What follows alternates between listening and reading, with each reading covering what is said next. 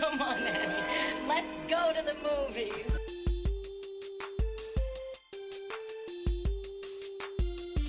This is the Cinereelists episode 707. My name is Kyle. And my name is James. We're here to talk movies, movie lists, and movie obsession for the next hour or so. James, welcome to the podcast. Thank you. I appreciate your, I don't know what the word would be. Your, my gracious welcome. There you go. Yes. My hospitality. All right. Yes. Yeah, for sure. Welcome also to you, Kyle. And to you, James. No, to you. No. I saw I don't know if I sent this to you or not. I saw a video where someone asked an AI chatbot like a question, like, oh hey, can we do X, Y, and Z? Mm-hmm. And then the AI chatbot responded, but then they had that response talk to another AI chatbot, and they just kept going back and forth saying the exact same thing to each other. They kept going like, definitely, we can incorporate so and so and so and so into your project. And then the other one would go, definitely, I can do so and so and so and so. And then the first one would go, of course, definitely, I can do so and so. And it was just like this endless loop of them just confirming what each other can do. All right. And I think it would not stop at any point. So because neither of them will actually like drive the train themselves. They're just waiting for you to say, yes, I want you to do that. Right. They're waiting for the prompt of now do it. So they just kept going back and forth. And if I find it, I will send it to you. It was pretty funny. That's hilarious. Yeah, we talk about AI a lot on this podcast for sure. But it seems like it's still dependent on humans. You know what I mean? Human interaction. So at what point does AI like create things on its own with no input from humans other than historical record? You know what I mean? Like, will AI ever be inspired to just create something on its own? That's when like, okay, the AI doesn't need us anymore. But until then, okay, you're saying like you log in, whoever owns ChatGPT, whatever, they log in and ChatGPT is like, hey, look at this painting I made. Right. So like when does AI start doing things unprompted is what you're saying? Yeah, like humans, we take our experience, the things that we've been subject to, we've observed on our own, and then we reinterpret it as different pieces of art. Right.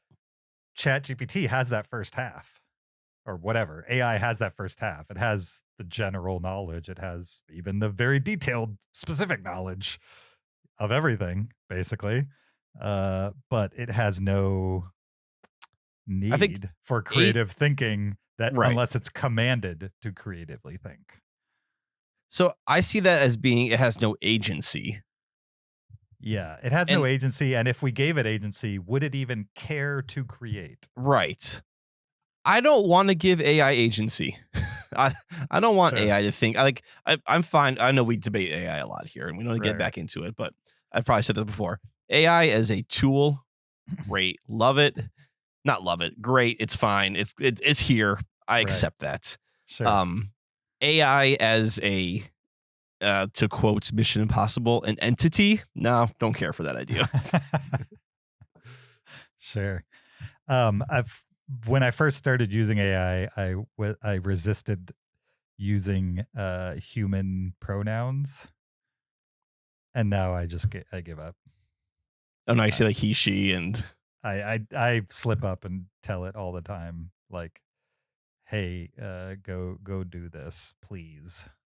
I don't need to say please. It's a dumb robot. You don't need to. It just feels so human. Well, I can't help it.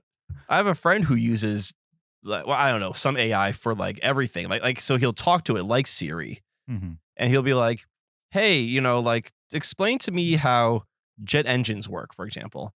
And then it'll be like, hey, Rob, that's a great question. So jet engines are taking a combination of, and it's like giving him like a TED talk and a very naturalistic speaking. And I hate it because I hate it so much. Like I want Siri, who's just robotic enough.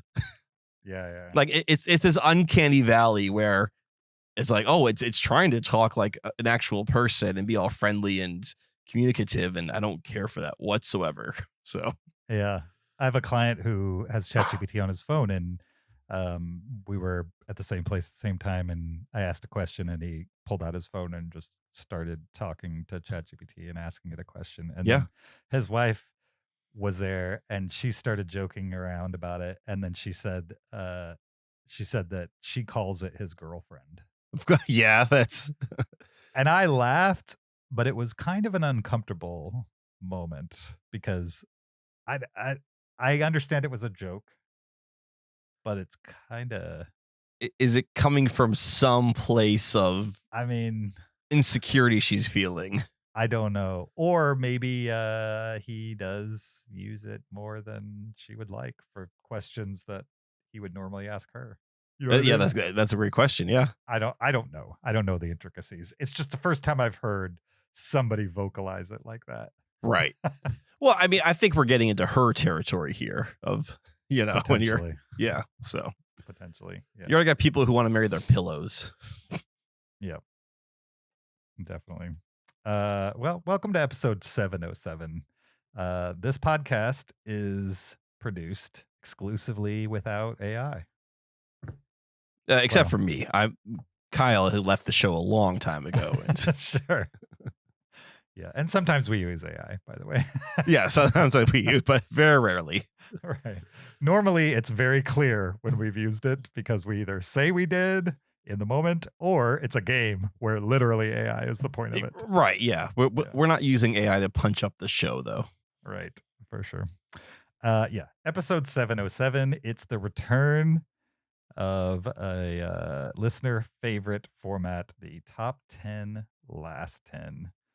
So can't wait to get to that with Kyle. Zach is no longer with us on this episode. Well, he's kind of with me. He's not literally with me, but he is in the same city as me right now.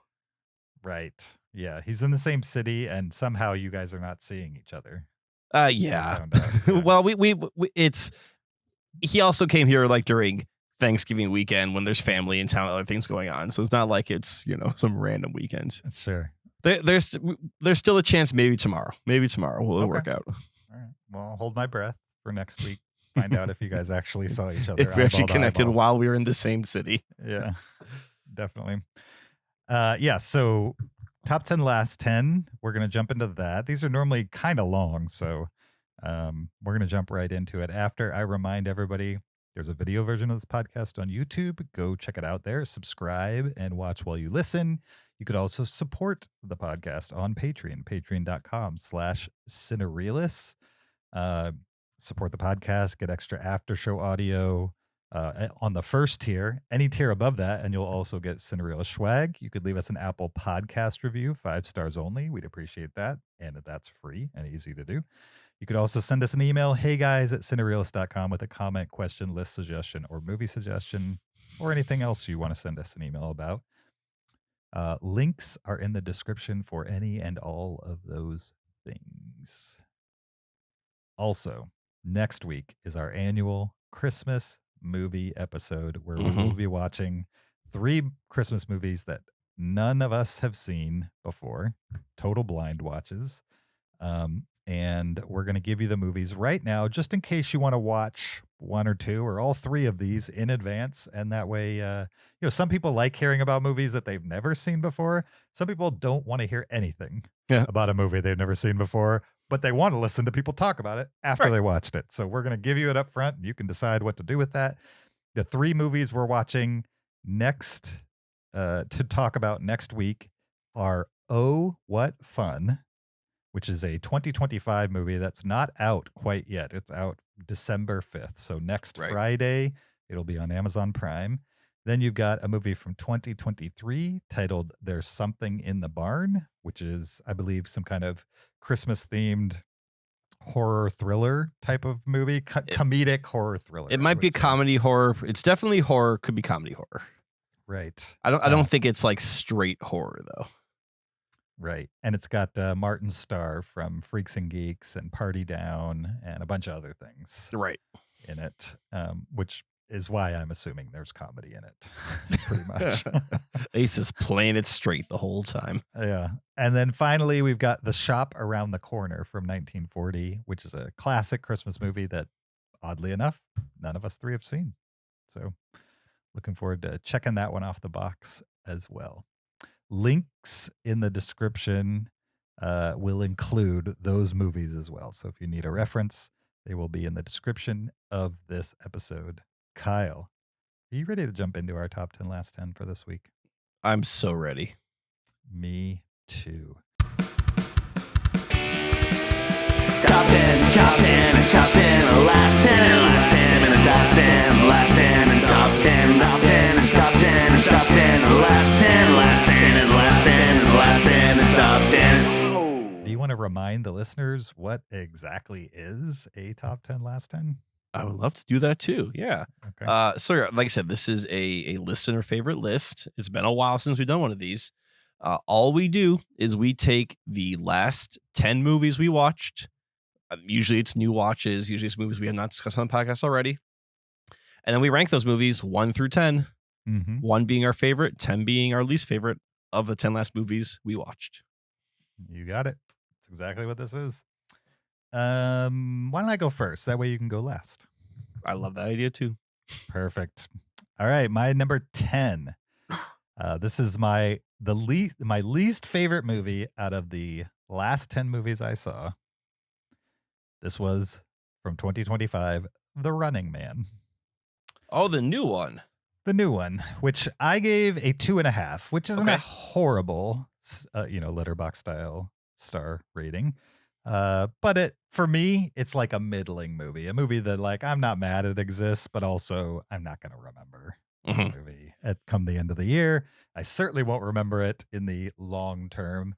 I'll probably only remember it for it being an Edgar Wright movie. Okay. Does it feel like an Edgar Wright movie? It does. Okay. It does feel like that for the most part. I think maybe there's a lot less comedy in what I would consider my favorite compared to my favorite Edgar Wright movies. And in place of that, there's more like borderline cartoony action in The Running Man.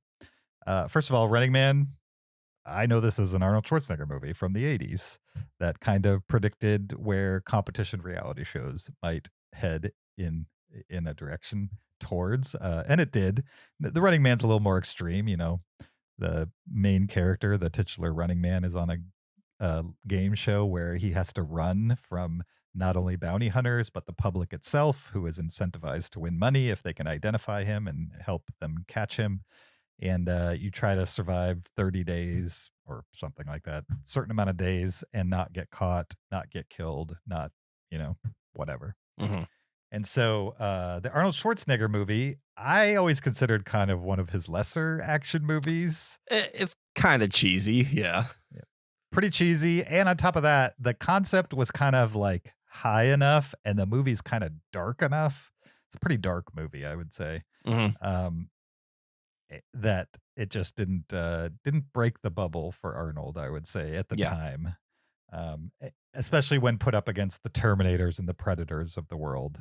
It seemed lower tier of that Arnold era.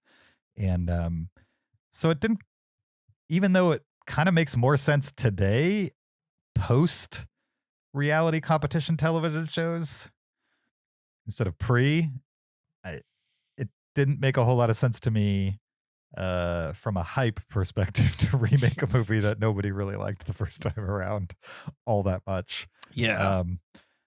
Original Running Man, based on a Stephen King novel. So it's also a Stephen King remake, meanwhile. And the new one is fine, perfectly fine popcorn entertainment, but I did not find anything in it past that.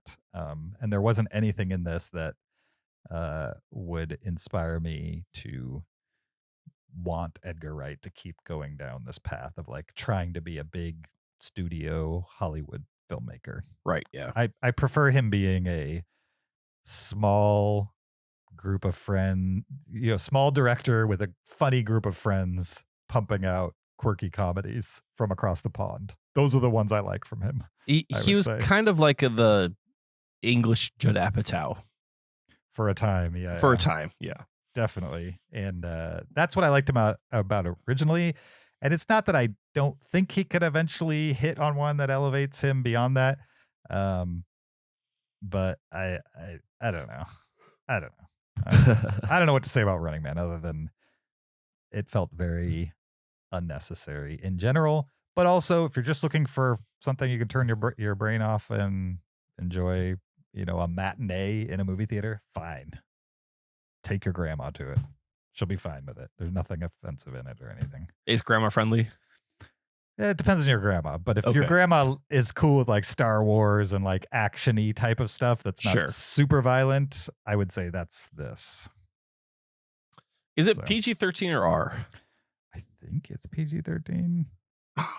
Wasn't the original Arnold one R? I don't remember. Okay. But why don't you give me your number 10 and I will find the answer. I will. Before I get on my number 10, I want to remind the listeners, and maybe you, James, too, that me and my wife used to have this rule called the 45-minute rule. Yes. And the deal was if we watched a movie, and after 45 minutes, we were just not feeling it, we would turn the movie off. And I would say we use that 45-minute rule, not frequently, but it was definitely used more often in like the first decade of our marriage or so. And then we haven't been using it recently. But I'm proud to say that number 10 earns the 45-minute rule. So I'm going to have that caveat right here. I've not seen this movie in its entirety, but based on the first 45 minutes, I have no interest in seeing the rest of it. And that movie is 2025's Ice Road: Vengeance. This is a Liam Neeson movie. Okay. It's apparently a sequel to a movie called Ice Road, which I had no idea about. I think my wife and I were just scanning through Netflix one night and we're like, oh, cheesy Liam Neeson movie. Why not? What's the worst? We turn it off after 45 minutes. Mhm. And we did. So in this movie, I guess in the sequel to Ice Road, which have you seen the Ice Road, the original? I think I saw that. But, Okay. But it made no impression on me. Okay. Liam Neeson is, I guess he's an ice road trucker. And he has traveled to Nepal to take a bus to Mount Everest to spread his dead brother's ashes. And I got the impression that that was maybe important from the first movie, Mhm. but I don't know. So he boards this bus. I did not know you could take a bus to Mount Everest. I think he's like taking it to like the base. It's not like to the top of Mount Everest. So he boards this bus to Mount Everest, and it gets quickly taken over by terrorists who are involved in some separatist conflict to control a village. And a woman who's the village leader is also on the bus, played by Fan Bingbing, who you've probably seen in some movies before. Oh, yeah. I recognize that name. Yeah. And then I fell asleep. It was riveting. So It was- riveting you fell asleep. It was like, I don't want to say it was slow speed, but it was dumb speed. Okay. Because it was all on a bus. It was clearly all green screen, like, in the backgrounds. Mhm.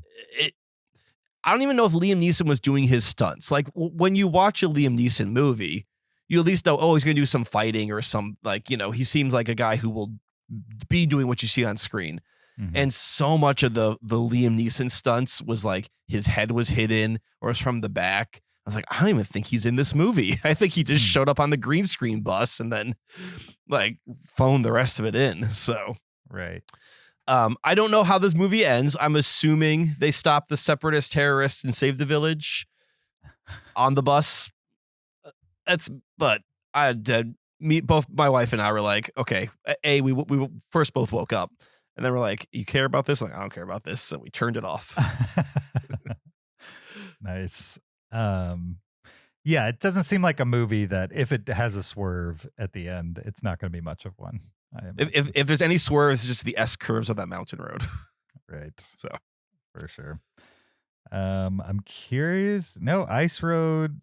What's it called? Ice Road I think it's Vengeance? called The Ice Road, maybe. Ice Road Vengeance. Oh, sorry, Ice Road: Vengeance is the one that I watched. Right. Same director on the first one, which I have not seen, Oh, okay. according to Letterboxd. Well, I think you can skip this franchise. Fair enough. Before I jump into number 9, both Running Mans were rated R, Oh, okay. which led me to go to the parents' guide on the new one because I don't know what made that movie R. Yeah. They have mild for sex and nudity, severe Violence and gore. Did it feel like severe gore? It did not. But I have a movie in my top 10 last 10 that is definitely a severe gore. So Okay. maybe in my brain, my calibration as far as what is severely gory is probably different than people who would read or write to a parent's guide, evidently. Oh, yeah. I think I'm the same way. Like, if you're talking severe gore, we're talking limbs and... Right. Yeah. I need it to be severe. right. I just be like, oh, my God. So, Yeah. I mean, I can go down multiple violence and gore, multiple people electrocuted. Whatever. yeah, I mean, it's like shaking. Gunshots and gunshot wounds. All right. Are people like putting their fingers in that gunshot wound to torture them, or is it just a visible wound? I don't remember any finger Okay, so touching this- open wounds. All right. So but maybe moderate. it's in there. Yeah. Someone is shot in the head. Okay. R-rated reason includes strong violence and some gore. That's it. Okay. Interesting. Yeah. I don't remember anything specific that would make it R, but there is 30 uses of the F word. I'm guessing that's probably more why. That's probably it. Yeah. A big chunk of it. Yeah. I imagine.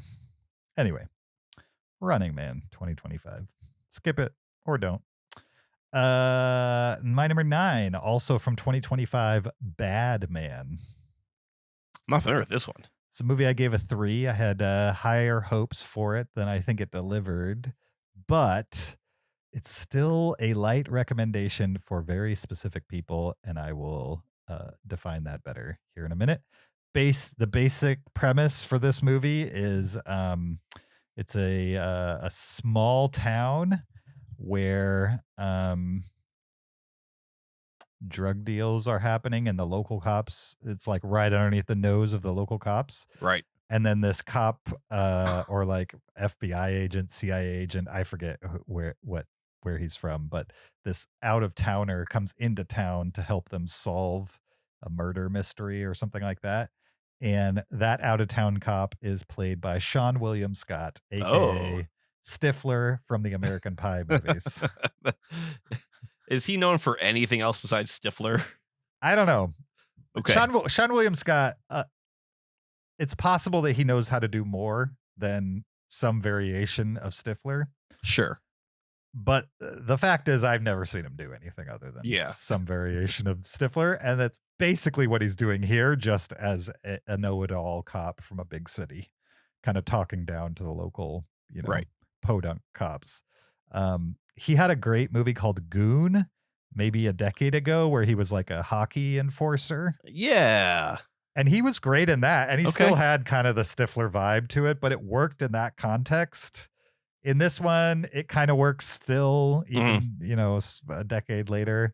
I think him as an actor and with this kind of like vibe, if you put that in the right movie, I can have fun with it. And I did have fun with Bad Man. That being said, I don't think it's a particularly great movie or anything that like I'm going to hang my reputation on or anything like that. But I did enjoy watching it. There's really nothing new about it. It's just kind of going through the motions of the plot that I described. So if you feel a Sean William Scott size hole in your heart because it's been a while since you've seen him on screen and you want that Stifler back in your world for an hour and a half, that's who I'd recommend Bad Man for. Anybody else can probably just watch Thunder Road. Thunder Road is about a cop. It's way better. It's unique. And it has a performance by somebody you probably don't know who's going to completely blow your mind. I put them in the same bucket because they're like very specific personalities in movies about cops. You're right. That's pretty much where the similarities end. They're also both relatively low budget. Well, Thunder Road is very low budget, and I think this is relatively low budget. So. Sure. Anyway, Bad Man, not a hard recommend, but if you're a specific kind of person, you might enjoy it. My number 9. All right. I forgot to mention, I gave Ice Road Vengeance, I gave it 1.5 stars. And I'm not sure why. That seems generous. So, for a movie you never finished? Yeah. I might need to bump that down at least a half a star. I can't give it a full half star because I didn't hate it because I never finished it. But Sure. I think that's going to be a 1 star. My next movie is also a 2025 film that I gave 2 stars.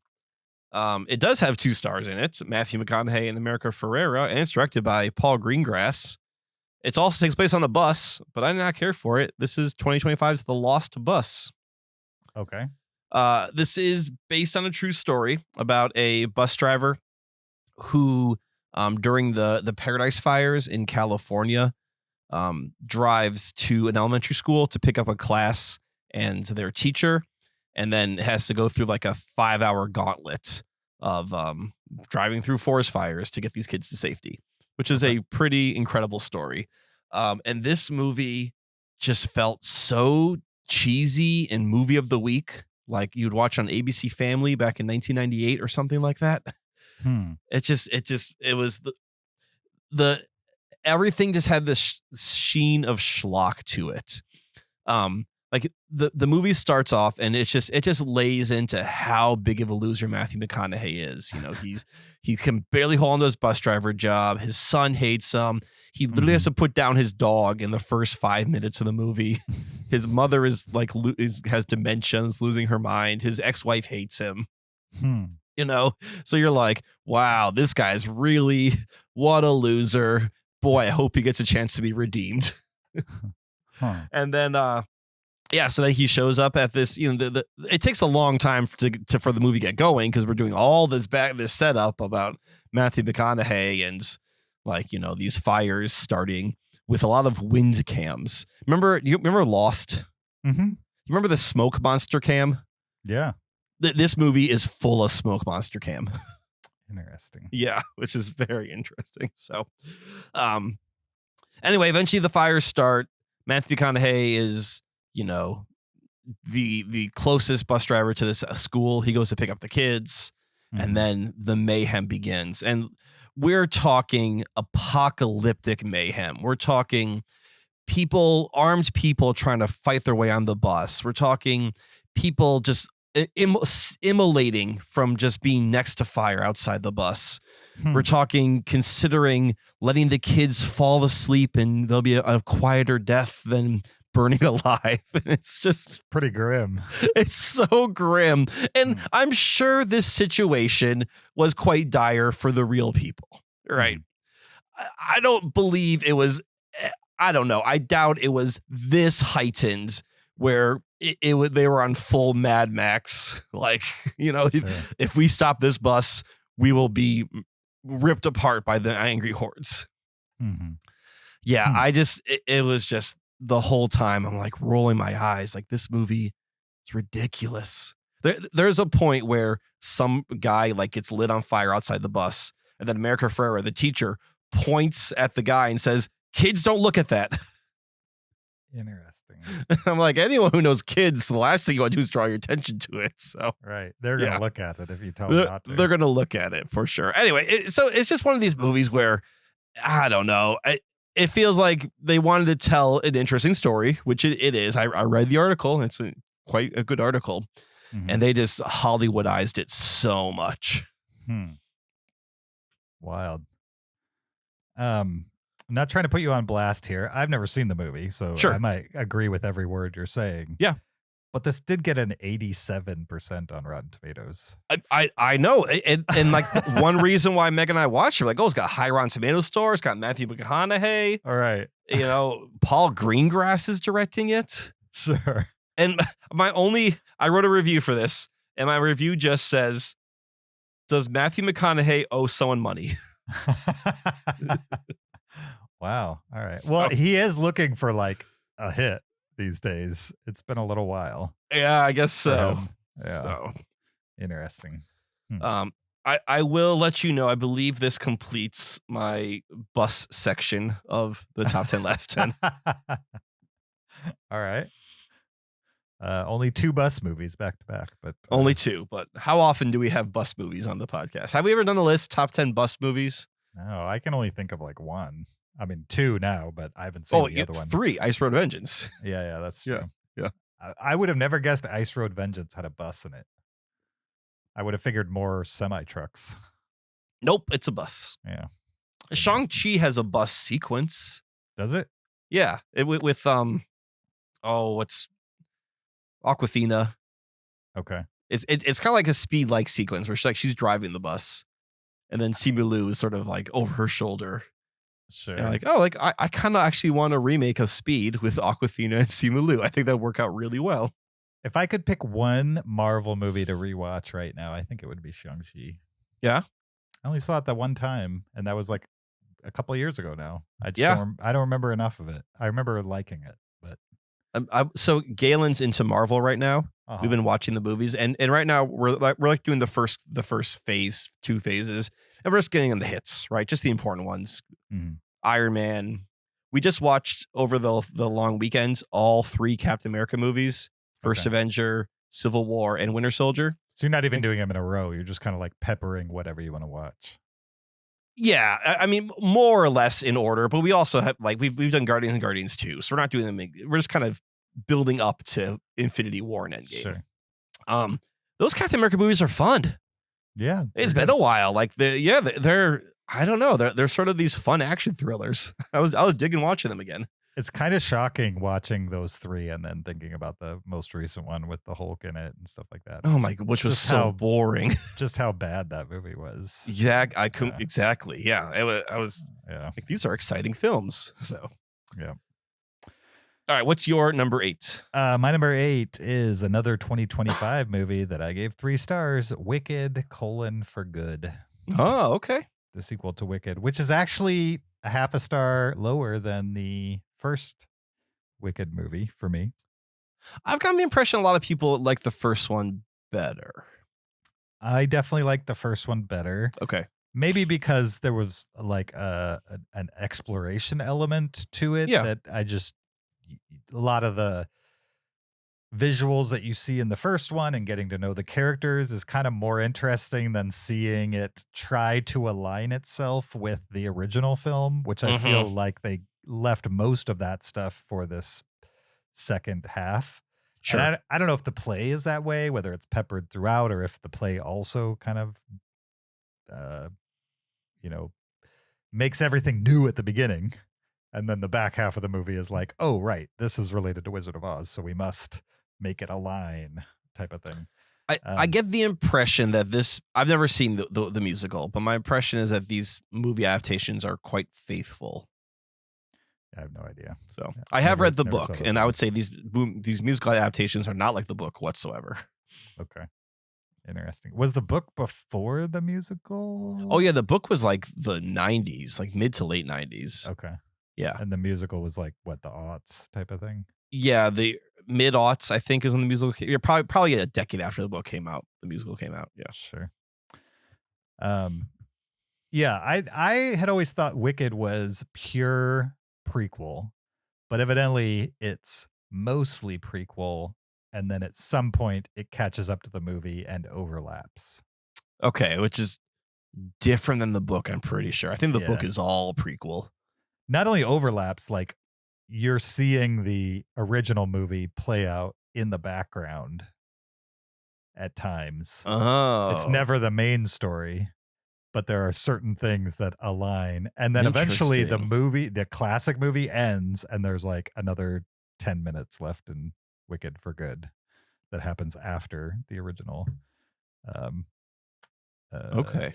original Wizard of Oz movie. Sure. Yeah. So I wasn't ready for that much Wizard of Oz injected into this, and it was kind of distracting and distracting in a way where it was taking away from how much I cared about the main characters of the movie Wicked. Yeah. I was more interested in how they were injecting the old movie, which I Right, love. yeah. It's on my top 100. I love Same. that movie. Same here. Yes. Yeah. And so seeing it kind of peppered throughout, it was kind of like, oh, that's clever. Oh, that's dumb. You know what I mean? Like whenever they would try to link the two. And overall, like I'm no like theater kid, but I don't think I'll remember any of the numbers from this one, whereas the first one had like 1 or 2 that Mhm. I could see being like the clip they play when they talk about the Wicked movies type of thing, whereas there was nothing in the last one that felt like that. So it sounds like I'm really negative on it. The visuals were great. The storytelling was tight. There were really no major issues I had with it other than I liked it a little less than the last one, and the last one was fine, and this one was fine too. You know what I mean, I don't know what to say. I think if you're a hardcore Wicked fan, I'm assuming this is like faithful to how the play plays out, and it probably plays different live in a theater compared to watching a screen. Also, the first one was like just so bright and fun, and the second one is like all the bad stuff happens to everybody. Oh, so yeah, the first one you're at the college and everything's pink and yellow and sunny. Yeah, right. And by the time this one comes around, everybody's in a cloudy world and nothing is looking positive. So anyway, my number 8, Wicked : For Good. I would probably see it. Maybe it'd be on my top 20 of last year. Who knows? Yep. My number 8's also a 2025 movie. This is 3 in a row now for 2025. And it is directed by one of the Coen brothers. This is Honey Don't! ! Directed by Ethan Coen. This movie stars a bunch of people: Margaret Qualley, Aubrey Plaza, Chris Evans. We were just talking about Captain America. Gabby Beans, Charlie Day, and other names you may recognize. Billy Eichner's in here. Mm-hmm. In this movie, Margaret Qualley plays a small town private investigator in like this. I think it's like a dusty. It looks like a East Texas or West Texas town. I'm not exactly sure. Could be Oklahoma. Could be New Mexico. Somewhere, the sort of the Southwest. And she is investigating a spate of mysterious murders that have occurred in this town. Mm-hmm. And they all seem to be tied to this cult-like church, which is run by Chris Evans. And then she employs the help of Aubrey Plaza, who's works for the local police station to sort of help her investigate this. Charlie Day plays another officer. And so, it's sort of like private investigator interacting with the cops, going down the neo-noir rabbit hole of how deep does this thing go. And this thing is pretty shallow. This movie does not feel very well thought out. It's trying to give you conspiracy. It's trying to give you this bigger world. It has big characters. Everyone's playing a pretty broad character. Aubrey Plaza is like doing an accent. She's in a relationship with Margaret Qualley. That gets a little steamy between them. Charlie Day is kind of oblivious. Chris Evans is fun. He as this preacher of this sort of cult church that he's in charge of. Just because he's playing evil, but he's playing fun evil. Like, remember that movie The Gray Man or something that he was in? Mm-hmm. And he was playing just like jerk evil bad guy. Mm-hmm. And this one, he's just like scene chewing evil bad guy. Gotcha. So yeah, it's a little bit more fun to that. But yeah, the plot never really goes anywhere. You don't feel like a good noir. You pull on a thread and you keep pulling this thread and the sweater's slowly coming undone. And in this movie, it feels like you pull on the thread and it kind of pops out of the sleeve in the last 10 minutes. Like, oh, okay, that makes sense, I guess. So, it's fine. It's very watchable. It's well acted, I think. It's interesting because it feels like this movie could take place in like the mid 90s in some dusty town until someone pulls a smartphone out. And you're like, oh man, like just make this movie timeless. Don't have modern technology. Everyone's driving like old cars anyway. It's just weird. It feels like it should be a period piece or it should be a timeless piece. Sure. Just how everyone acts and interacts. So yeah, I was kind of hopeful for this. I know Ethan Coen's he's done a couple movies that have not really hit. And this one was, I think, fine, but not his greatest. Yeah, clearly. I mean, it's not that Ethan Coen has been making bad movies, but right. There's some kind of magic between him and his brother making movies together. Clearly. Yeah, I don't know if maybe it's like the writing process. It's the whole idea of like you have someone to bounce ideas off of and someone to say, that's a great idea, or oh, that sucks when you're on your own. Everything's probably a great idea. Yeah, I don't know. I don't know what it is, but Yeah. it's clearly something so far. Till he makes one without his brother that like knocks our socks off. Not yet. That's how we're gonna judge him. That's how we'll know. Yep. You're better with your brother. Yep. All right. My number 7, jumping from 3 stars to 3.5 from 1971. Clute. Oh. KLUT, which I watched for our paranoid thriller episode. Didn't make my top 10 paranoid or conspiracy thrillers. Sure. It's because it didn't feel like much of a conspiracy thriller, to be honest. I know people put it in that bucket. Wikipedia calls it a neo-noir psychological thriller. That feels more appropriate to me, even though Clute was on all kinds of conspiracy thriller lists. Yeah. So I considered it for that list, but didn't give it to it. Anyway, this movie stars Jane Fonda and Donald Sutherland, and Roy Scheider is in it as well. The rare non-Jaws Roy Scheider watch for me. This one was a little easier to accept when it came to Roy Scheider compared to All That Jazz, where he's playing like a pretty effeminate dance choreographer. Yeah, he plays Bob Fosse, doesn't he? Yeah. That one, the whole movie, I was distracted by the fact that like the guy from Jaws was on screen acting very not Jaws. Sure, dancing around. Yeah. I mean, that's a great movie. I overcame it, given the time. But anyway, Clute. Jane Fonda's amazing in this. Mm-hmm. Did she win an Oscar for this? I don't know. I saw that it won all kinds of. Yeah, she did. Okay. It got 2 nominations: Best Original Screenplay and Best Actress. And Fonda won Best Actress. So, yeah, Jane Fonda, somebody who I've certainly heard the name of. I've seen her in a few movies, but never, I guess, one where she's quite so central, for sure. She plays kind of a high-class call girl who's also in school. She meets Donald Sutherland's character, the titular Clute, I think is his last name. And over the course of the movie, Jane Fonda is kind of like, I don't know, being pushed around by different men, not physically, but like kind of used as a pawn. And she's a very independent person. And so she's just like constantly fighting back on it. Clute is like a private investigator who's hired by somebody else. And he tracks her down because she has information that he needs in order to solve the mystery he's been tasked to solve.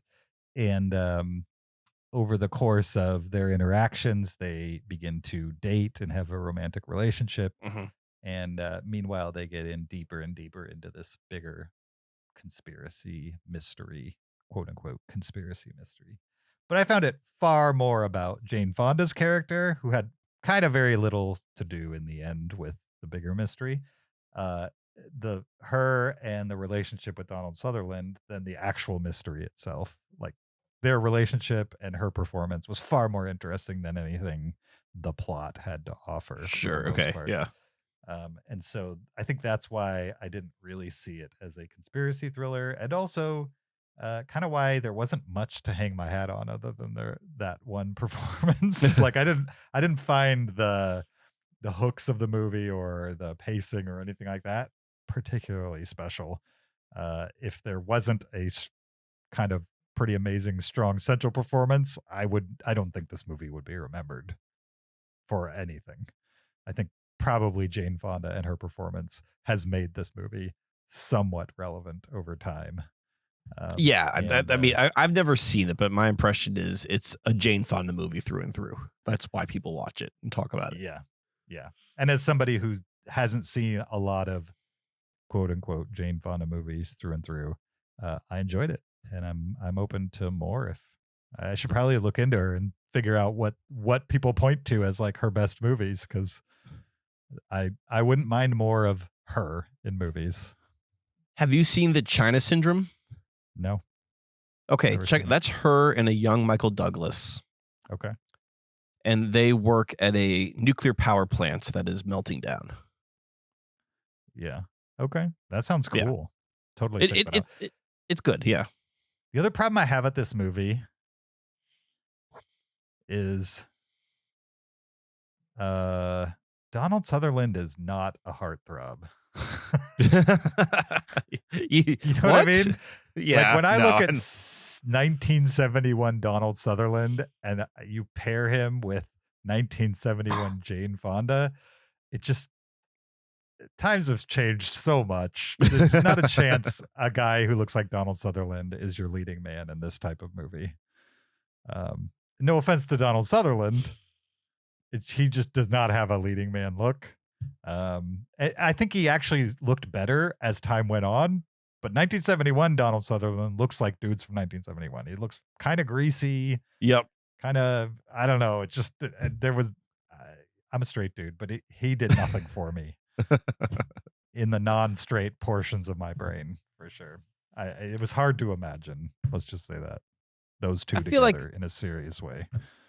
70s Donald Sutherland, he had kind of the big curly hair. Did he have a mustache in this movie? Yeah. No, I don't remember. Okay. All right. Well, a lot of 70s Sutherland had the mustache, and yeah, I mean, again, it was probably of the time you couldn't do better than Donald Sutherland, but right. Yeah. Society's views have changed. Definitely. What do you got for number 7? All right, my number 7 is a movie that I watched because a metal band that I like took their name from this movie.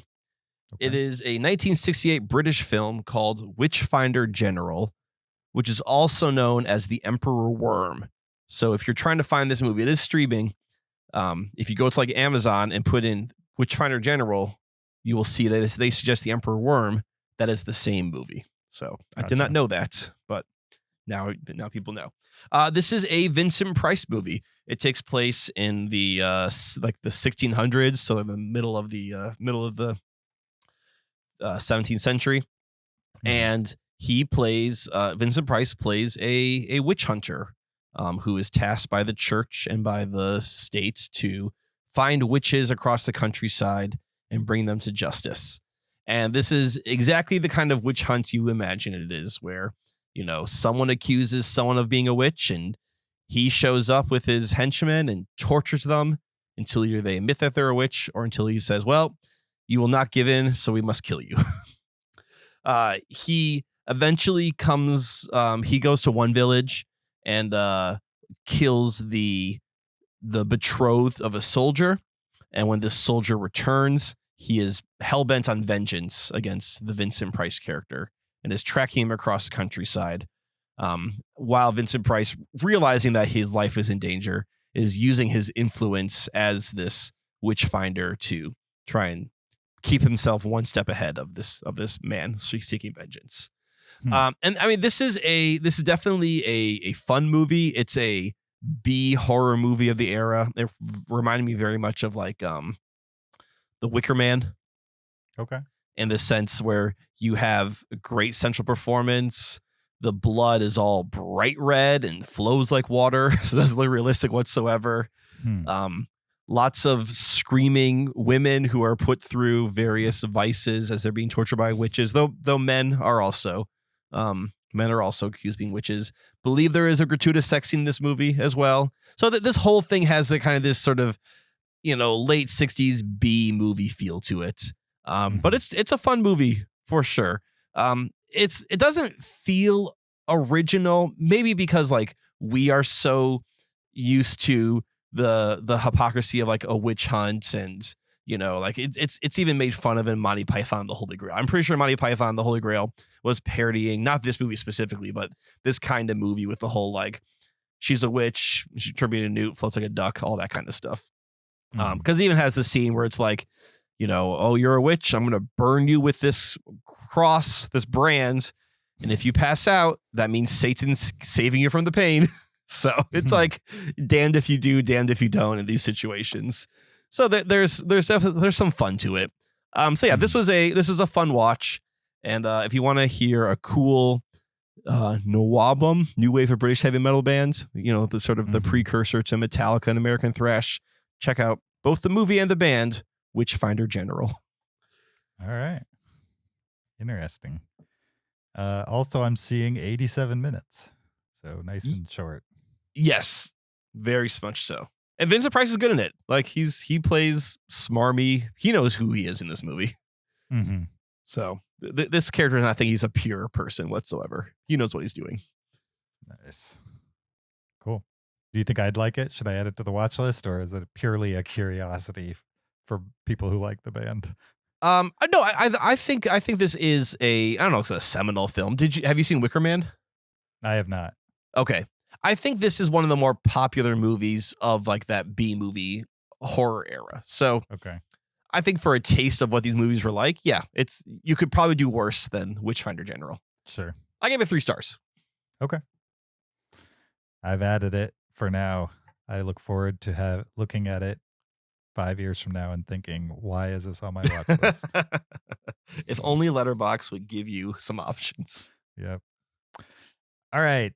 My number 6 is another movie I watched for our conspiracy movie list, and I just didn't feel like it was, I don't know. I like the movie, 3.5 stars, but it just didn't make sense to me to put on that list. From 1965, Bunny Lake is Missing. Oh, have you seen this? I've heard of this. I've heard this title before. I know nothing Sure. about this movie, though. It's an Otto Preminger movie. Okay. Which is definitely a director name that I have heard and think I'm supposed to respect. His 2 big ones are Anatomy of a Murder. That's probably his biggest one. Right. And then Laura, which is a noir. I've seen those 2. And Man with the Golden Arm. I think a popular one. Okay. But anyway. Pretty sure this is my first Otto Preminger movie, and Okay. I enjoyed it. I'm up for more for sure. Bunny Lake is Missing stars Laurence Olivier and Noel Coward, and I don't recognize any of the other names. Okay. Also, at least on Wikipedia, The Zombies is listed, which I guess is a band. Oh yeah. Okay. All right. Yeah, they're like a 60s hippie band. Right. Yep. I recognize the name of this band. I'm sure they have like 1 or 2 big songs that I've heard. But anyway, in this movie, this mother who has a small daughter, not a baby, but maybe, I don't know, 6 to 8 or something like that, gets kidnapped. Okay. That happens kind of as the movie's starting. You never actually like see the daughter. And the mother is panicking, of course, and is trying to find people who will help her find her daughter, the titular Bunny Lake. And at first it seems like everybody's totally into this idea. You know, Yeah. The police are like, they're trying to find this woman's daughter, and everybody's trying to find the daughter. And then over time, people are like, we don't think your daughter is missing. In fact, we don't even think your daughter exists. We think maybe you're just a crazy lady who, I don't know, lost a daughter, like literally died when she was a baby, and now you're just like playing out some weird fantasy or whatever. Just you're mentally not all there, and that's why you're telling everyone your daughter's missing when you don't actually have a daughter missing. And this woman's like just absolutely insisting throughout the entire movie, no, my daughter exists. I don't care what you say. She constantly is trying to like show proof that the daughter exists, and then they generally have kind of like a convenient logical reason why, no, you could have made that up type of thing. And then the movie plays out. You can imagine there's more to it that I'm not saying, because the hook in this one is pretty strong. There was a Liam Neeson movie, I think called Unknown or something like that. It was in that era. Yeah. It was in that era of Unknown where he's a guy who's on like an airplane, and it's a very similar plot. Like his wife disappears. Oh, Nonstop, or is that a different movie? Maybe it was Nonstop. I don't remember, but it's in that era of Liam Neeson action movies. Sure. Nonstop's the airplane one. I don't remember the wife. I thought it was a terrorist on the plane.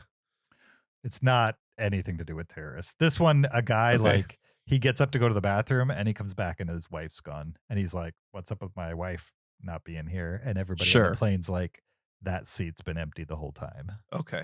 And he's like, no, I'm married. And they're like, you're not married. You know, blah, blah, blah. And he's just trying to convince everybody through the whole movie that like his wife exists and she's been abducted clearly because she disappeared. Anyway, Okay. similar plots. Bunny Lake is missing. Making it a mother with a daughter was far more effective than a husband and wife, I would say. Sure. Okay. Yeah. You really felt for the mother in this movie and her struggle just to prove that there's a problem. You know what I mean? Much less get it solved. Right. And the fact that it's a child. And so if you're a parent, I think you would definitely empathize with the idea that like people are telling you your child doesn't exist and you are pretty sure they do. Yeah. It's like, You know what I mean? I'm pretty, yeah. And everything you do feels like the answer. And then they will get back to looking for your child. But every time you have an answer, they have a retort. You know what I Sure. mean? Yeah. That puts your back up against the wall. Anyway, very well executed, well acted, fun, black and white movie that moves quickly. You know me, don't love these black and white movies, but this one, I think it, you know, there's a reason why this one gets talked about here and there. Mhm. And I think it's pretty fitting as far as I'm concerned to the tune of 3.5 stars. Bunny Lake is missing. It's under 2 hours. Definitely. It's I think it's in the Criterion Collection. I didn't watch Okay. it there because I didn't have it, but it is there if you're into that. Wasn't there a Julianne Moore movie from like the 2000s? Maybe it's called like The Forgotten or something. It's where like she swears she had a daughter and everyone's It might Like- be like a remake of this. yeah. I'm The Forgotten 2004, maybe is that Julianne Moore? Julianne Moore and Okay. Gary Sinise. Gary Sinise, yep. Film's plot revolves a mother who lost her 9-year-old son in a plane crash, only to have her husband and psychiatrist explain she is suffering from unreliable fantasies after a miscarriage. So very similar plot. And then she sets out in search for solid evidence of her son's existence. Okay. Is Daniel Craig in this movie also? Is he in the cast list? He's not in the top line cast list in Okay. Wikipedia, and he would be in the full cast list. I don't Sure, see he would him. be. Okay. Anthony Edwards is. Anthony Edwards. I'm gonna spoil this movie. I'm pretty sure the explanation for this movie is aliens. Now I have to watch it. And I don't think Bunny Lake is missing. Aliens is the answer. So This movie, the one you're talking about, Right. The Forgotten from 2004, 91 minutes, including credits. oh, you should watch The Forgotten Okay. and let me know if this is the alien Julianne Moore alien movie I'm thinking it is. All right. Okay. I just you don't need to talk on the podcast. You can just text me if you want. So Sounds good. Oh, I've seen The Forgotten. you have. 2 stars on Letterboxd. No review. Okay. Wow. Clearly, I don't remember it. I mean, you don't remember? Okay, so a rewatch. You don't remember the aliens? There's no watch date either, which tells me that this was like a movie that I felt like I watched Sure. and then gave it a star rating, probably with very little memory in circa whenever Letterboxd. I got a Letterboxd account. Anyway, Okay, well, let me know if you watch it. I'm Alright. curious to see how well I remember it myself. I mean, I'll rewatch it, and if I start getting flashbacks, I'll probably stop watching it. Okay, sounds fair. All right, my next movie is a 2019 movie. It's a Netflix movie. My wife and I were looking for a movie to watch again, and she was like, "I want something that's like, senseless turn off my brain action." I was like, "Okay," and she's like, "And I'm really into Pedro Pascal right now." I'm like, "Okay," as who isn't? So I found on Netflix 2019's Triple Frontier, which stars Ben Affleck, Oscar Isaac, Charlie Hunnam, Garrett Hedlund, and Pedro Pascal. And I'm just going to say having Charlie Hunnam in there was add a bonus for her also. She was like, wow, Charlie and Pedro in the same movie? All right. So in this movie, those 5 men all play. I believe they're all ex-military, and they're out. They're done with their tour. They're kind of just working jobs, living their lives. Missing the grunt life. And Oscar Isaac, who I believe is maybe some sort of private contractor consultant, kind of gives them this idea for a score where he knows about a drug lord in South America. I think it's possibly Chile. I'm not sure. Anyway, who has this huge stash of money on site, and his company is supposed to, provide security for the raid. But he gets the idea of like, what if we do a heist? What if we rob this drug lord, take his money, hop in a helicopter, get out of there, and then we'll all be set for life. Like, let's not take a piece of the pie. Let's take the recipe.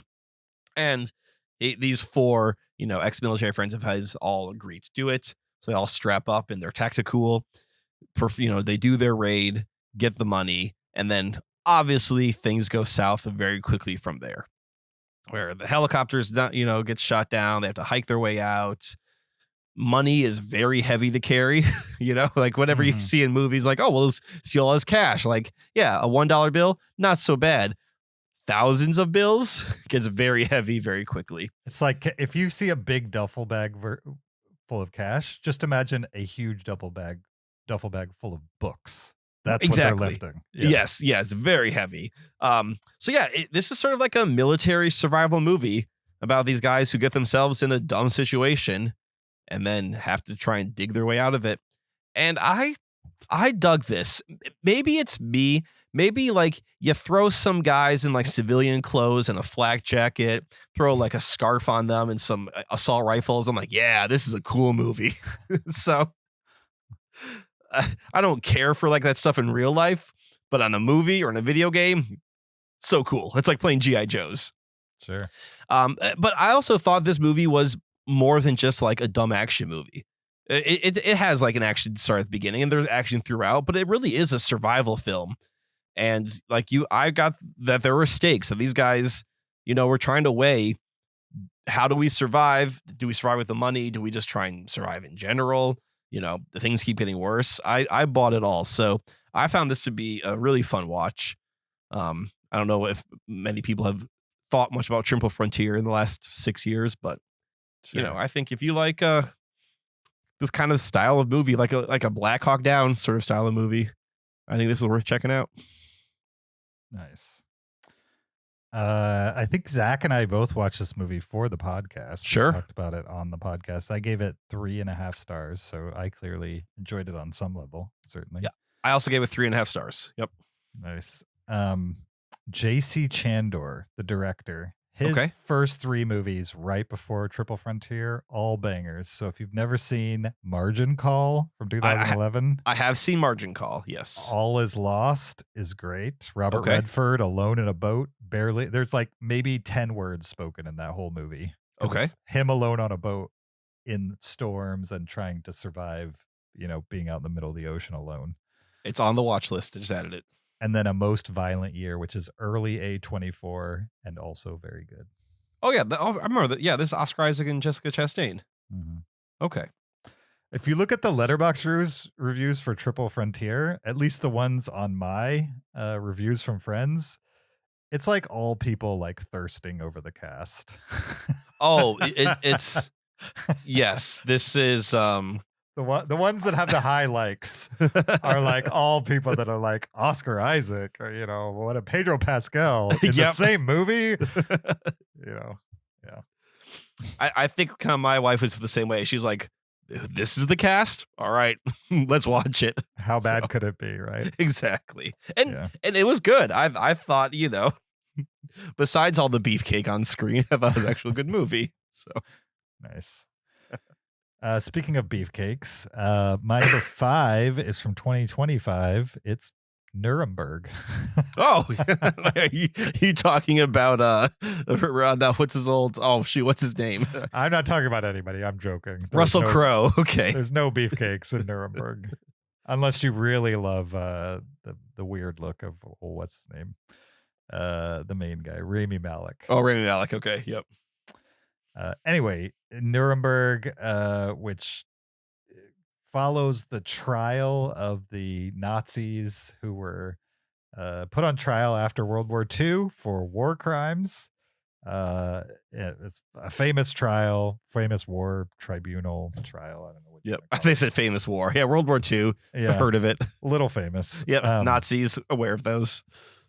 In this movie, you mostly follow. What I already said his name and now I forgot it. Rami Malek. Rami Malek. Yep. Who plays a psychiatrist who is a soldier for the U.S. military. And he's tasked to make sure that the Nazis that are on trial don't commit suicide while they're on trial. Okay. Right. Because the trial itself, as depicted in the movie, is not necessarily a kangaroo court, but they had these guys dead to rights. And so they didn't want, if they put them to death, to be martyrs. Right. And so they wanted to have a public trial so that people could see the evidence, but they also didn't want to really give them any opportunity to defend themselves. So it's a trial, but a trial with conditions, not like what we imagine here in the States as a trial. Right. This is more like a public showing of accountability. Right. A public showing of evidence to justify putting these war criminals to death, basically. Sure. Yep. Russell Crowe plays kind of Hitler's second-hand man, like the highest level Nazi still alive, involved in these trials. And so he clearly would have some knowledge of the worst of the war crimes, and yet he denies all of those things. And so the Rami Malek character, the psychologist, creates a relationship with this guy, and he can't really tell whether he's being played by him or not. Russell Crowe's pretty good in it as kind of the worst Nazi in the movie. He's very charismatic, and that confuses everybody around him because they should hate him, you know what I mean? And yet he knows how to ingratiate himself to people. And also he's a true believer. Maybe not in some of the things they did to get to the end result that they were aiming for, the Nazis, but he definitely believed in Hitler. You know what I mean? Yeah. And believed that guy was the future, and he was not just following orders. He believed in what that guy said, type of thing. Whereas some of the other people who were on trial very easily denounced everything they did. You know what I mean? And said, hey, I had to do it. They were going to kill me if I didn't do it. Right. Russell Crowe's character is like, look, I didn't know about that really awful stuff. Yeah. But the motivation behind it, yeah, I still agree with, type of thing. Yeah. And then everybody is like, well, he can't say on the stand. We can't allow him to say on the stand that he didn't know about the worst of it. That's why we're putting him to death. Right. So anyway, good courtroom drama. Like half the movie is courtroom drama. The other half is like conversations in prison cells. Pretty much pure acting here. Yep. The biggest warning I would give for the movie is something that I was taken aback on a little bit, is that because it's a trial where they're presenting evidence of war crimes, they use real footage of the Holocaust, the aftermath of the Holocaust. And I, for some reason, went into a movie about the Holocaust and proving it happened, not really thinking through that they were going to put that in front of me. I mean, you think Zone of Interest never shows you the Holocaust. For sure. So, but also Zone of Interest is not this movie. No, that's a good point. Yeah. It's not about the trial. So, yeah, you kind of, I've seen a lot of that footage. I was just prepared to see it in other contexts. Right. For some reason, I was not prepared to have that put in front of me in all of its worst glory, multiple times, which this movie does. So just know that's what you're getting into, on top of a well-performed drama with some very solid acting in it. So I enjoyed it in general for what it is. And also there was like some Holocaust footage in it that was shocking even to me. I mean, it's probably good that you're still shocked by Holocaust footage. Yeah. And I've been to a concentration camp. You know what I mean? In Germany. Still shocking. Which one? I've been to one too. Which one have you been to? Auschwitz. Okay, I went in Poland, right? In Poland. Yeah. I went to Dachau in Germany. Yeah. It's terrible. Yeah, I've been to Dachau as well. We didn't go in. okay. There was a line to get into Dachau, which I guess is a good thing. I mean, it's like you're right. It's a weird experience because you're seeing something terrible, and you're like, But it feels important. but it feels like you should know this and you should see this, and like Right. it solidifies like it happened and this is real, and not that I need to see everything to believe that it's real, but to see something like that, it really, you're like, okay, this has happened, and Sure. I don't need to see any more. I've seen one. I don't need to see more, but beyond that. So Yeah, I was pretty young when I went to Auschwitz. I think I got more out of I forget which museum it is, but there was a museum in London that had a Holocaust, I think a permanent, display or Sure, whatever they would call it. And that one affected me more because it was just so good at like laying out exactly how planned these things were and how methodical and stuff like that. And it showed kind of the bigger picture of where they were located and like just how wide a breadth it was. Yeah. So like going to Auschwitz, I think that was important, and you feel it when you're there, but it doesn't give you the breadth of everything that was going on across Europe. Yeah, no, right. It doesn't show. It's like here's a snapshot of horror. Yeah, and then here's the broad horror. It's all terrible, but there's just different degrees you can experience it in. Yeah, for sure. Anyway, if you're into that type of thing, meaning history and Nuremberg, decent watch. Have you seen Judgment at Nuremberg from the 60s? No. So it's another Nuremberg trial movie. It's different. They're not putting like Goebbels on trial. I think it's like judges who were okaying the deaths of people. Okay. And it's kind of these sort of judges like, well, it was the law. We were following the law. And then the argument is like, well, if the law is unjust, if the law is, it's a very interesting film. It gets very academic. I think it's all courtroom. It's a rare serious Judy Garland performance. Like she has a small role in it. Okay. She does not break out into song on stand, so don't worry. Nice. But yeah, it is long though. It is probably 2.5 hours. It is black and white. So Judgment at Nuremberg. Yep. Now free with ads on Tubi. Oh yeah. You definitely want to watch it with ads. That's the way it was meant to be seen. It's got a 4.3 on Letterboxd. I gave it 4.5 stars. High. It's it's an incredibly well acted movie. Like you should see it, James. Okay. All right. I just I want you to be prepared that it is. I think it's 2.5 hours long, or maybe it's even 3 hours long. It's not 2.5. It's 3 hours and 6 minutes. Okay, so it's 3 hours long, but it's a very well done 3 hours. Okay. So and I think it's shot interestingly too. It's not just like camera on guy talking. Like it actually is. It's not shot like a play, which I know you hate. Sure. So yeah. Okay. My number 5 is another Liam Neeson movie.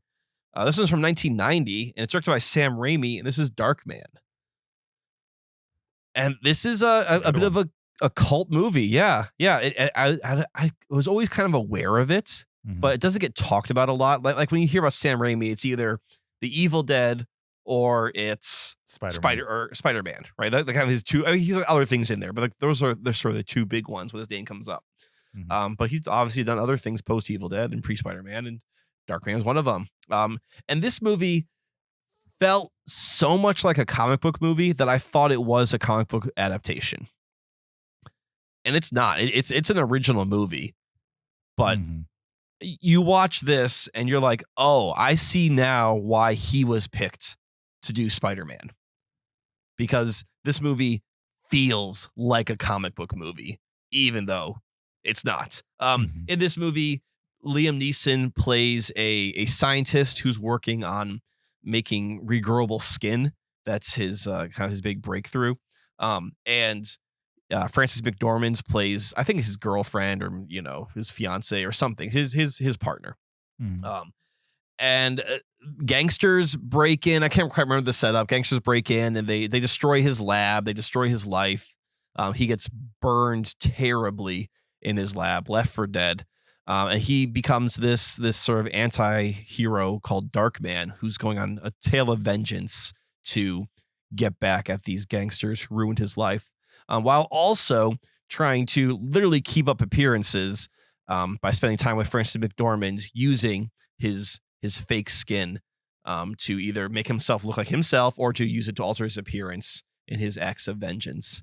And yeah, I mean, this movie, like I said before, it feels so much like a comic movie where there are Roadrunner-like moments in it. Mm-hmm. There are very heightened moments. It's dramatic. It's, it's a little silly. Everyone's kind of playing it at 11 throughout the whole movie, but there's something fun about it. And I think Sam Raimi adds, as the director, he makes this movie fun. And again, makes this feel like a comic book adaptation the whole time through. Nice. I'm sure you've seen this, right? I have definitely seen it. Okay, yeah. I think I've seen it twice, and I think this movie, it's not the only reason he got the Spider-Man movies, but it's one of them. I think they saw him do like an original character that felt very much like a comic book, and they were like, yes, okay, he's not just the Evil Dead guy. You know what I mean? Like he can balance it a little bit. Right.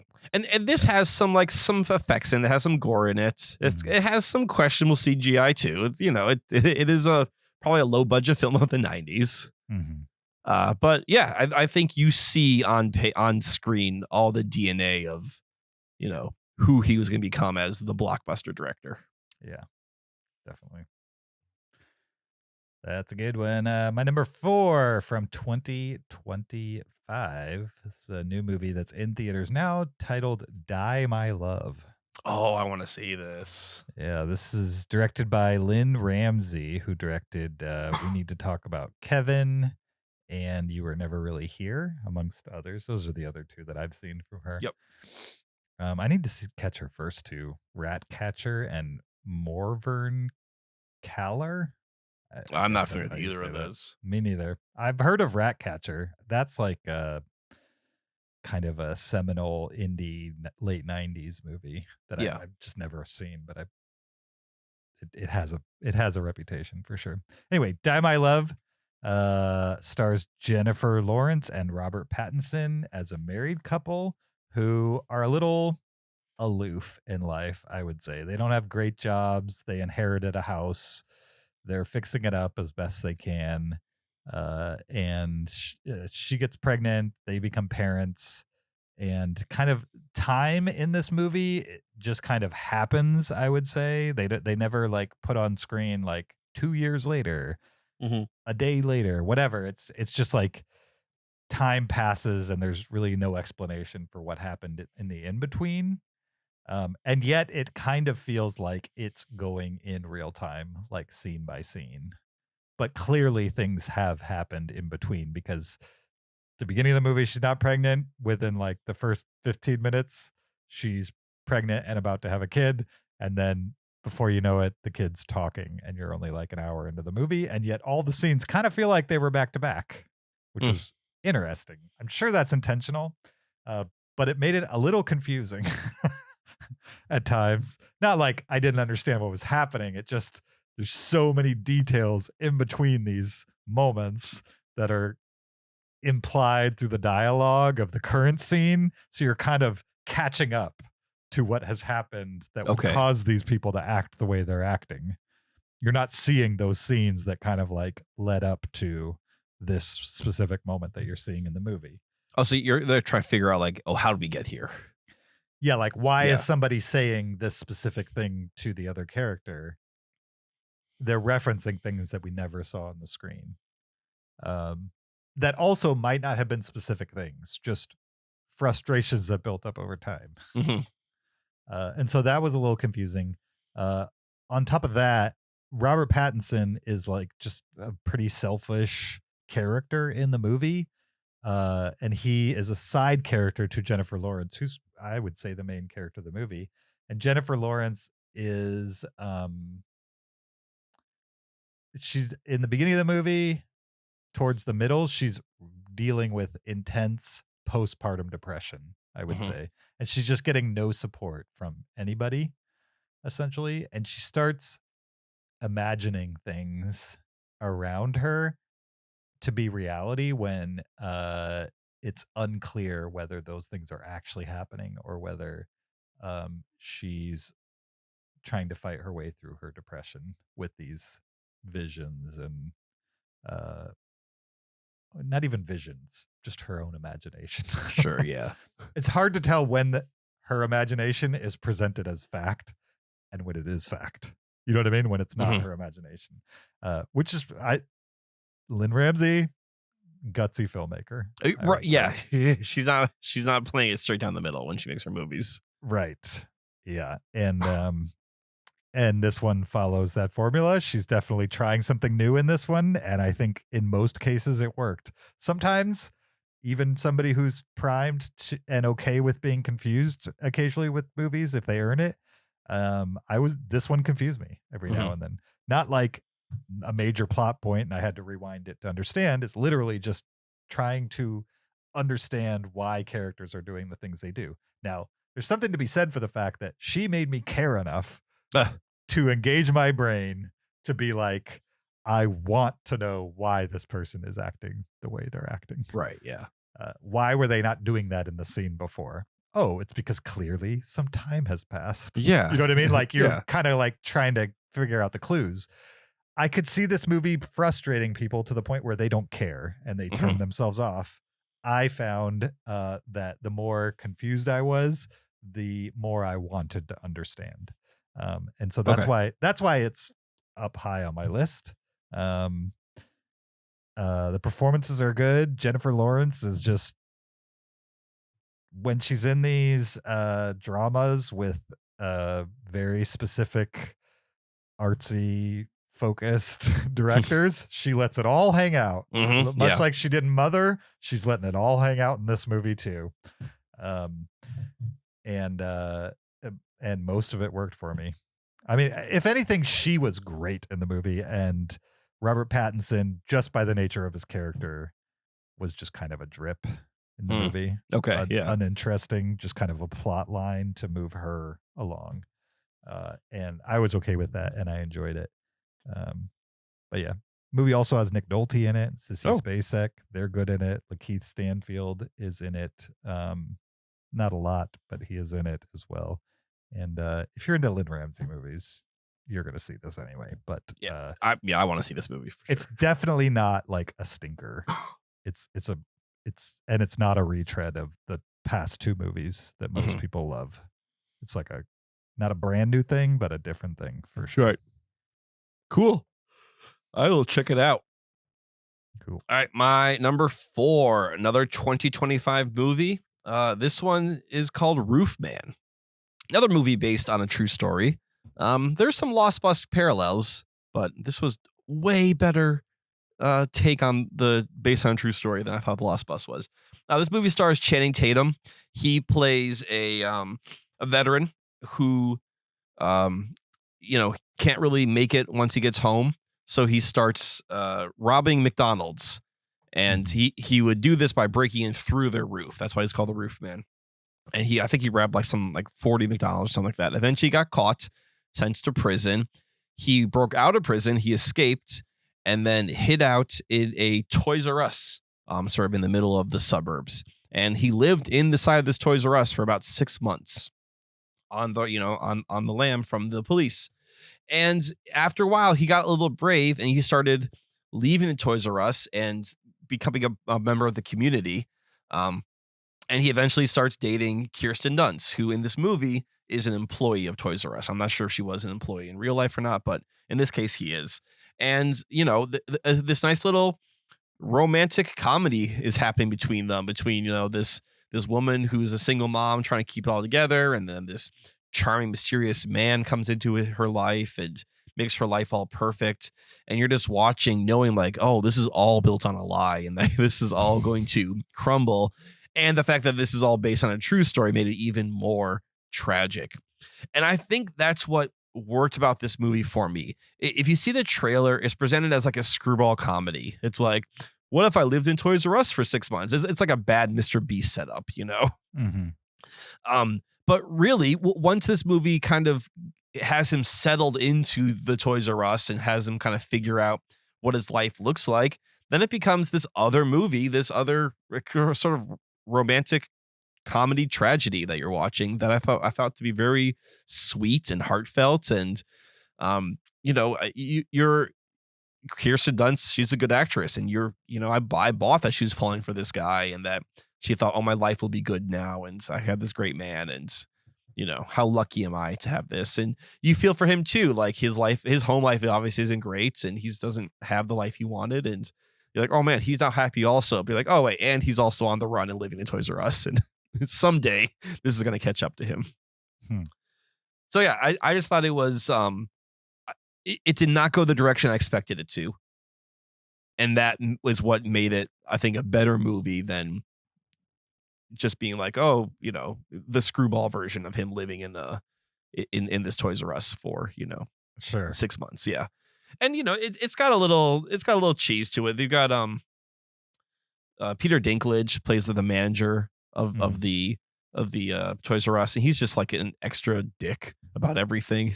Mm-hmm. And you're like, I don't real know. explanation. Yeah, he's just sort of this jerk manager. You're like, okay, I mean, he's fine in the movie, like he doesn't do anything wrong, but yeah, I mean, not to be this guy, but it's like I think they tried to give him like little man syndrome or whatever they call it. I see what you're complex right. or yes, whatever the term would be. He's compensating for right, but they never like present him as that. Maybe it would have been the exact same character no matter the height of the person. Sure. But I think maybe they leaned into it just because he's, not of normal height. Exactly. Yeah. Have you seen Roofman? I did. Yeah. Okay. It's not on my list just because it fell off the 10 most Sure. recent, but yeah, I enjoyed it as well. But before I made this list, I'm like, we didn't talk about this, did we? I think we talked about talking about it. We talked about talking about it and then we went a different direction. We never got around to it. Yeah. So, but yeah, I was surprised by this movie. It was more than what I was expecting. And I think that central relationship between Kirsten Dunst and Channing Tatum is what really sold the movie for me. Did you look into what's different about the movie compared to the real story? It's I think a lot of it is like the living situation. Like he wasn't just in the Toys R Us. He was kind of bouncing around places. Okay. Interesting. Yeah. I hadn't heard that one, but that makes total sense to me. The only one that really caught me is that he doesn't meet the Kirsten Dunst character in Toys R Us. She was never an employee.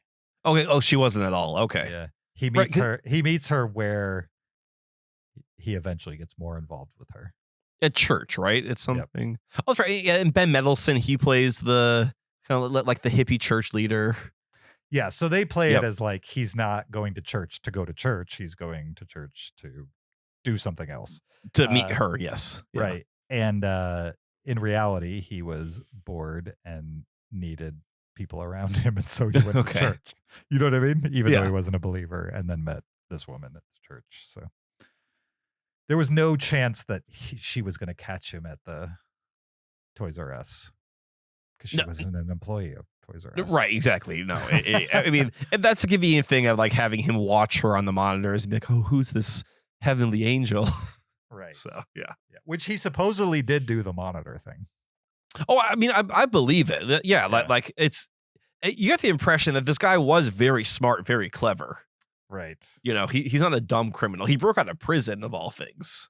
Also, like, it bothers me that he's still in jail and that they put him away for 47 years. Is it because he broke out? Is that why? Yeah, I think so. But yeah, it just seems like so long for somebody who was never violent. Yeah, I do remember like when he gets in the movie, he gets sentenced. And it's a long time he gets a sentence. Yeah. I don't know if that was again, it's a movie, so you're not sure how much they're playing it up, but. Right. But yeah, okay, so he's at 47 years now. Obviously, breaking out of jail is is frowned upon by the penal system. Yeah. So he gets out in 2036. Man. So he still has 10 more years. Man, that's yeah. And all for robbing McDonald's and stuff of all places. Yeah, exactly. Like robbing them in the nicest way possible. Yeah, right. He was nonviolent. He was, yeah. I mean, I think that's why this, I compare this to Lost Bus. Both movies are very similar. They're like guys who can't figure their lives out, have to go to some extreme measure. And this one I just found so much more believable than like the stupid Hollywood version we got in Lost Bus. Yeah. After reading the differences between the true story and the, fictionalized Hollywood version, I was like, I'm okay with all these changes. It made for a good movie. You know what I mean? Exactly. And it didn't change the meat of the story. Yeah. Like, I don't care that she was not an employee. That's fine. Right. So, yeah. Cool. My number 3 is, Die My Love, I gave a 4. And I also gave my number 3 a 4 on Letterboxd. Okay. This is The Night Comes for Us, which is a martial arts movie, Indonesian martial arts. Oh, okay. A la like the Raid movies, that type of stuff. And I would say this is like a step above the Raid in extremity in general. I'm saying, is this the severe gore movie on your list? Yes. Okay. Yeah, it's the one I referenced earlier. That very clear severe gore. That being said, if you've seen any movies like The Raid or like this world of Indonesian action movies, you'll know that, like, yes, they are incredibly violent. It's pretty much constant fighting through most of these movies, including The Night Comes for Us. But it's so kind of over the top and relentless that you, for better or for worse, numb to it on some level. And then the worst of it turns out to be kind of weirdly funny, enjoyable. Okay. Just because it's so not silly, but over the top. It's so right. You're like, okay, well, this I have to laugh at this because right. Like there's a scene in The Night Comes for Us where he like cleaves a guy's arm off in one swipe, which I think would be impossible. Right. Yeah. And then hits another guy with it. Okay, so that at that point, like, we're having fun, right? Like I said, it just kind of, and that's not where the movie starts. That's like, it ramps up into stuff like that. That's just kind of goofy, but not presented as goofy, presented as the same action when it was just fist fighting and stuff like that.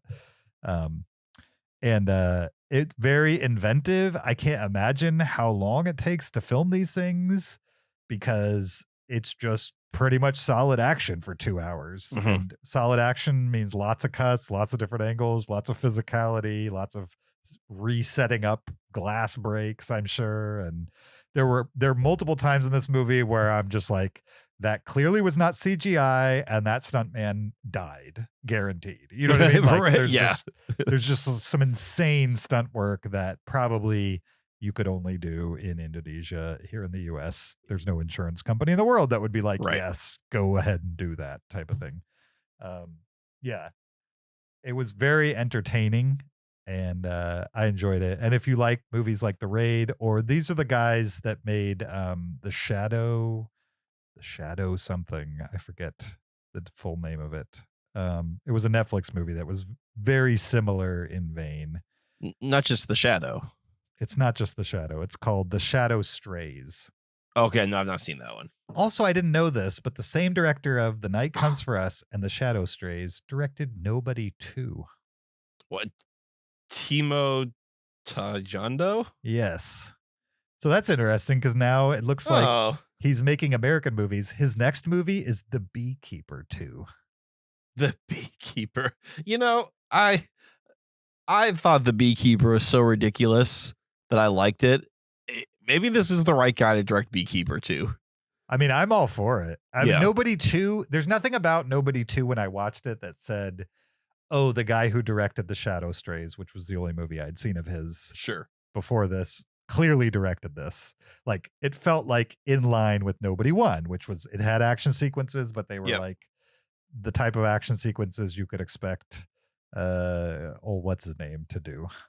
Bob Odenkirk. You know, like Chaz Zaleski kind of like John Wickian style stuff. Right, exactly. Yeah. I'm wondering if Beekeeper 2 will be in line with Beekeeper 1 or if they're just going to go full Indonesian action with Beekeeper 2 and just like drop all semblance of whatever the plot of Beekeeper 1 was. I wouldn't mind seeing Jason Statham do Indonesian action. I think it'd be great. I'm totally down for it. I like The Raid. When I saw The Raid 2, the gory violence kind of got to me. Like it got a little extreme, a little excessive. Sure. Well, I feel the same way about this movie then. I don't know. Okay. I will say that on Letterboxd, most of the popular reviews, again, like, you know, the ones that are upvoted, are like people saying that The Night Comes for Us is the movie that The Raid 2 should have been. Okay, interesting. Yeah, this one says nonstop carnage of the holy crap and Jesus Christ varieties.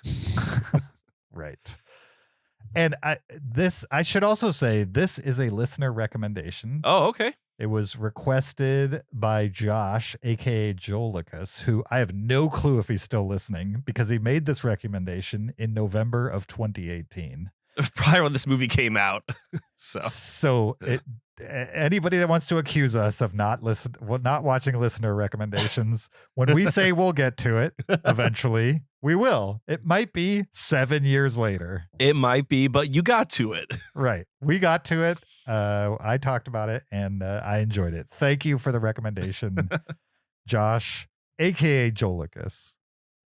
The Night Comes for Us. I enjoyed it. If you're into these kinds of movies, I was a little afraid of it because he described it in an email as like hyper gore and stuff like that. And once I saw The Shadow Strays, which I've heard was worse. Okay. Then that kind of gave me permission to eventually watch The Night Comes for Us. Okay. Because if it's actually lighter fare than The Shadow Strays, then I'll be fine because I've lived through The Shadow Strays. Sure. So, anyway. Well, I'll give it a poke, and if it gets to be too much, I'm gonna just turn it off and say, nope, not for me. I remember The Raid 2 being more brutal than The Raid 1. Yes. Whereas The Raid 1 moved from one person to another so fast that like you just never had time to catch your breath. That's more the style of The Night Comes for Us. More like The Raid 1. Yeah. Yeah, I remember The Raid 2 would like linger on the brutality.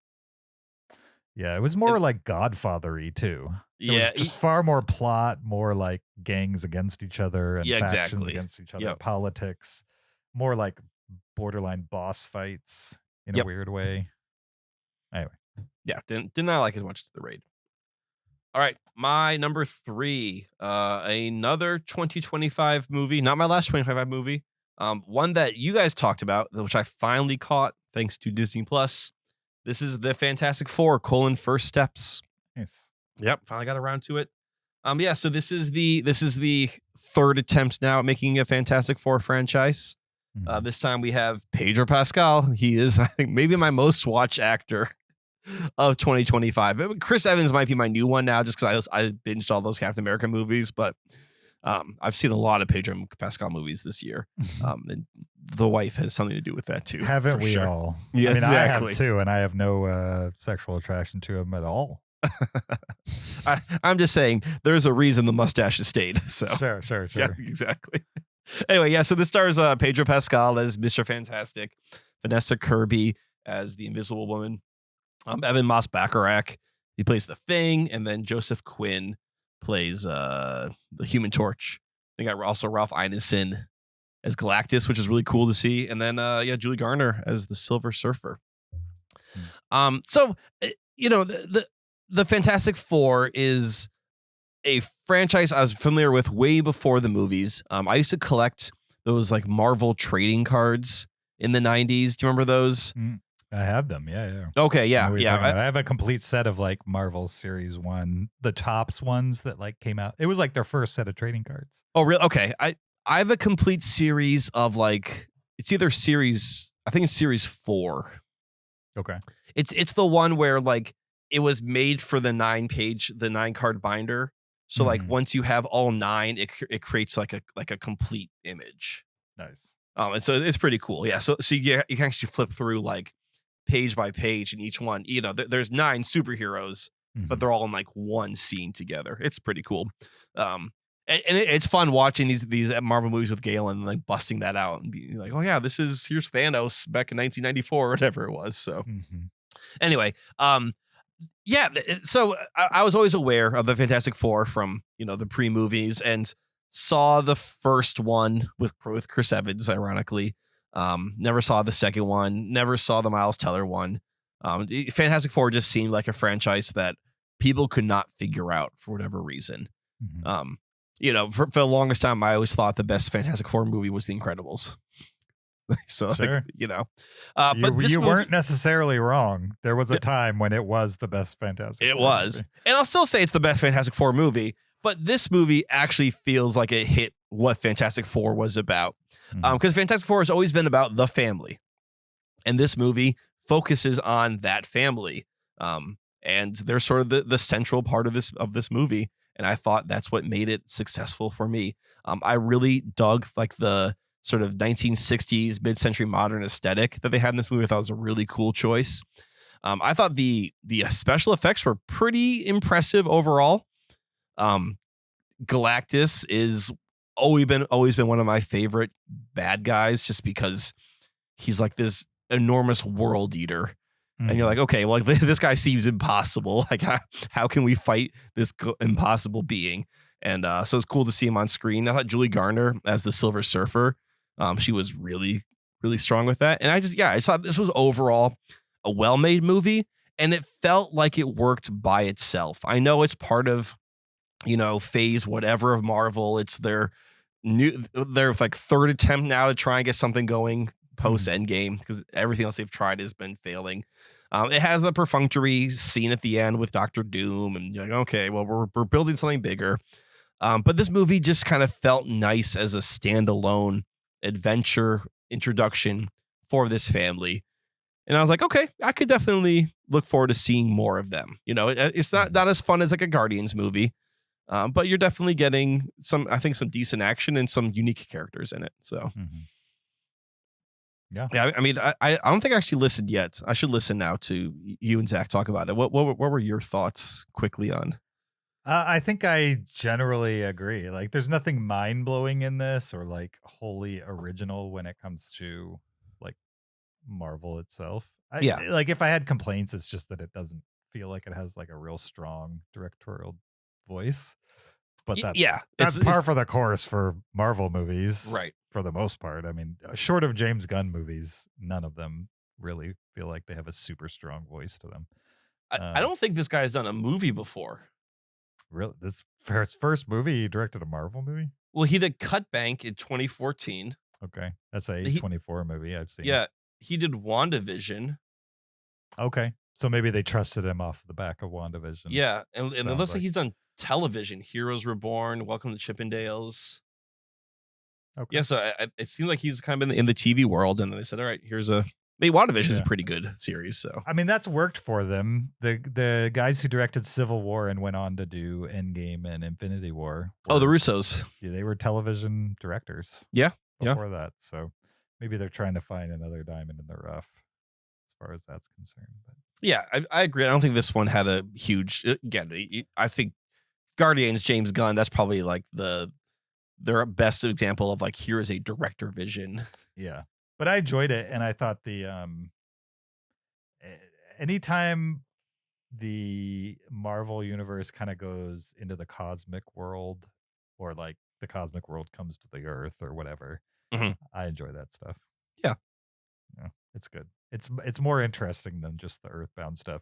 Typically, there are definitely exceptions. Like that the second Captain America movie, Winter Soldier. That's like a spy thriller. That's just a good spy thriller. It's just a fun movie. Yep. Yeah, definitely. Okay. My number 2, second most favorite movie of the last 10 that I watched is from 1966, and it's titled Seconds. Have you ever seen Seconds? No, but this has been my watch list forever, because this is the John Frankenheimer movie. Yes. John Frankenheimer starring Rock Hudson. Yep. Both people that I don't think I've ever seen anything from. I don't know. I may have seen Rock Hudson in something, but it doesn't ring a bell as like. Have you seen Ronin? No. Have you seen The Island of Dr. Moreau? Nope. Have you seen Reindeer Games? I've seen like the Ben Affleck version of Reindeer Games. Is that what you're Yeah, that's talking the one I'm talking about. about? Okay, then I have seen. Okay. Have you seen The Manchurian Candidate, the original one with Angela Lansbury? I did see that, and I left it on my list, off my list. Oh, because it came up on our conspiracy thrillers. Ah, okay, that's right. Yes. Yeah, Yep, I put it on yep. that list, so Okay. I left it off this one because I felt like I had talked about it. Yeah, I watched that movie for the conspiracy thriller. Okay. Great thriller. Yeah. That one was good. Way better than the Denzel one. Although the Denzel one is watchable. I'm sure it's watchable, but like Yeah. Anyway, in this please, movie, seconds, yes. Sure, seconds. Rock Hudson plays a guy, an older. Okay. So the movie has two main actors playing the same character. In the first half of the movie, who's it played by? It might have been him with makeup. It could have been. I mean, I'm Maybe it scrolling was the through same guy. Yeah, I'm scrolling through the cast list. If it's the same guy, that was great makeup because I did not clock that it was Rock Hudson the whole time. Anyway, this older guy who kind of looks like Rock Hudson dies, right? But instead of like getting sent to heaven or hell or dust or whatever you think people go to, he goes to an office building, right? Where there's like a bunch of people in a 60s office, and they're all just kind of working away at their desk jobs, and he gets called in to talk to whoever the big boss is, and he's told, look, you died and we can bring you back, but there's some caveats to this. If we bring you back, if you sign this contract, essentially signing a deal with the devil, we will bring you back, but you can no longer have contact with anybody you knew in your previous life. We will set you up with a job and wealth, and you will have to undergo a cosmetic surgery procedure to make yourself look nothing like you did before. Sure, yeah. Essentially. And these are the rules. You either take it or you leave it. And he takes it. And before all that happens, they kind of give you a little bit of backstory where he's clearly like a guy who's at the end of his career, and he doesn't really know his children. His wife has put up with him for a long time. He's kind of disengaged with the family and unhappy in his professional life, and he's feeling the crunch of time, basically. Like he doesn't feel like he's actually accomplished anything in life at work or at home. Yeah. Then he dies, and then they're like, you can come back and get a second shot at this, and like create a new life and try again. And so he says yes. He goes through the cosmetic surgery, which is wild because you're talking a movie from 1966. Yeah. Their presentation of cosmetic surgery is like a horror show. I'm sure. Just like knives and blood and carving. Yeah, essentially. And like when he sees himself in the mirror for the first time and he has like a different face on, he kind of freaks out because it's, like a cognitive dissonance or whatever you would call it. And then he goes to live his new life, and he meets a attractive lady who becomes his girlfriend. He meets a bunch of people. Like I think in the beginning of the movie, he lives on the East Coast. Then he has this transformation. Now he's on the West Coast. Sure. And he kind of learns how to live this new life, but he still has all the like old insecurities in his head. And so everything's through the filter of like being a failure in the past.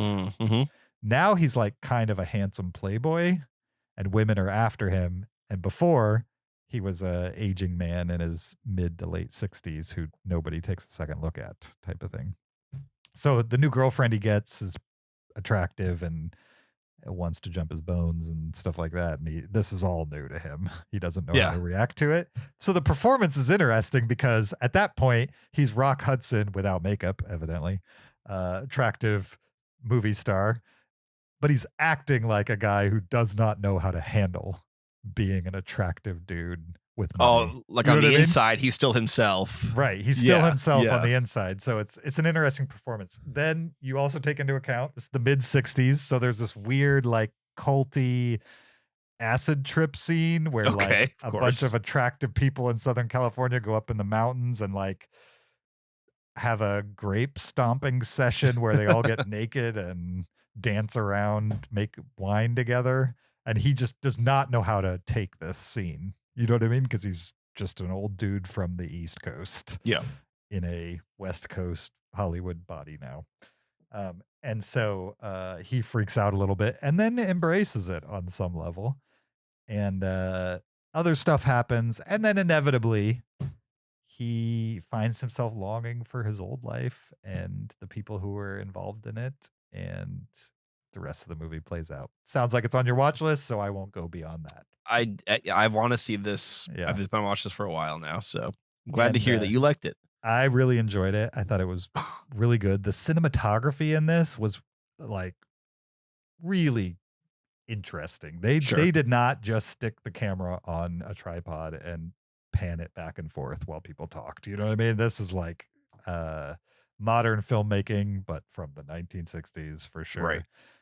I imagine there's a lot of stuff in this that just wasn't really done. There's a lot of handheld camera stuff that felt very modern. The performances are all good. Some of it felt a little like stage acting at times.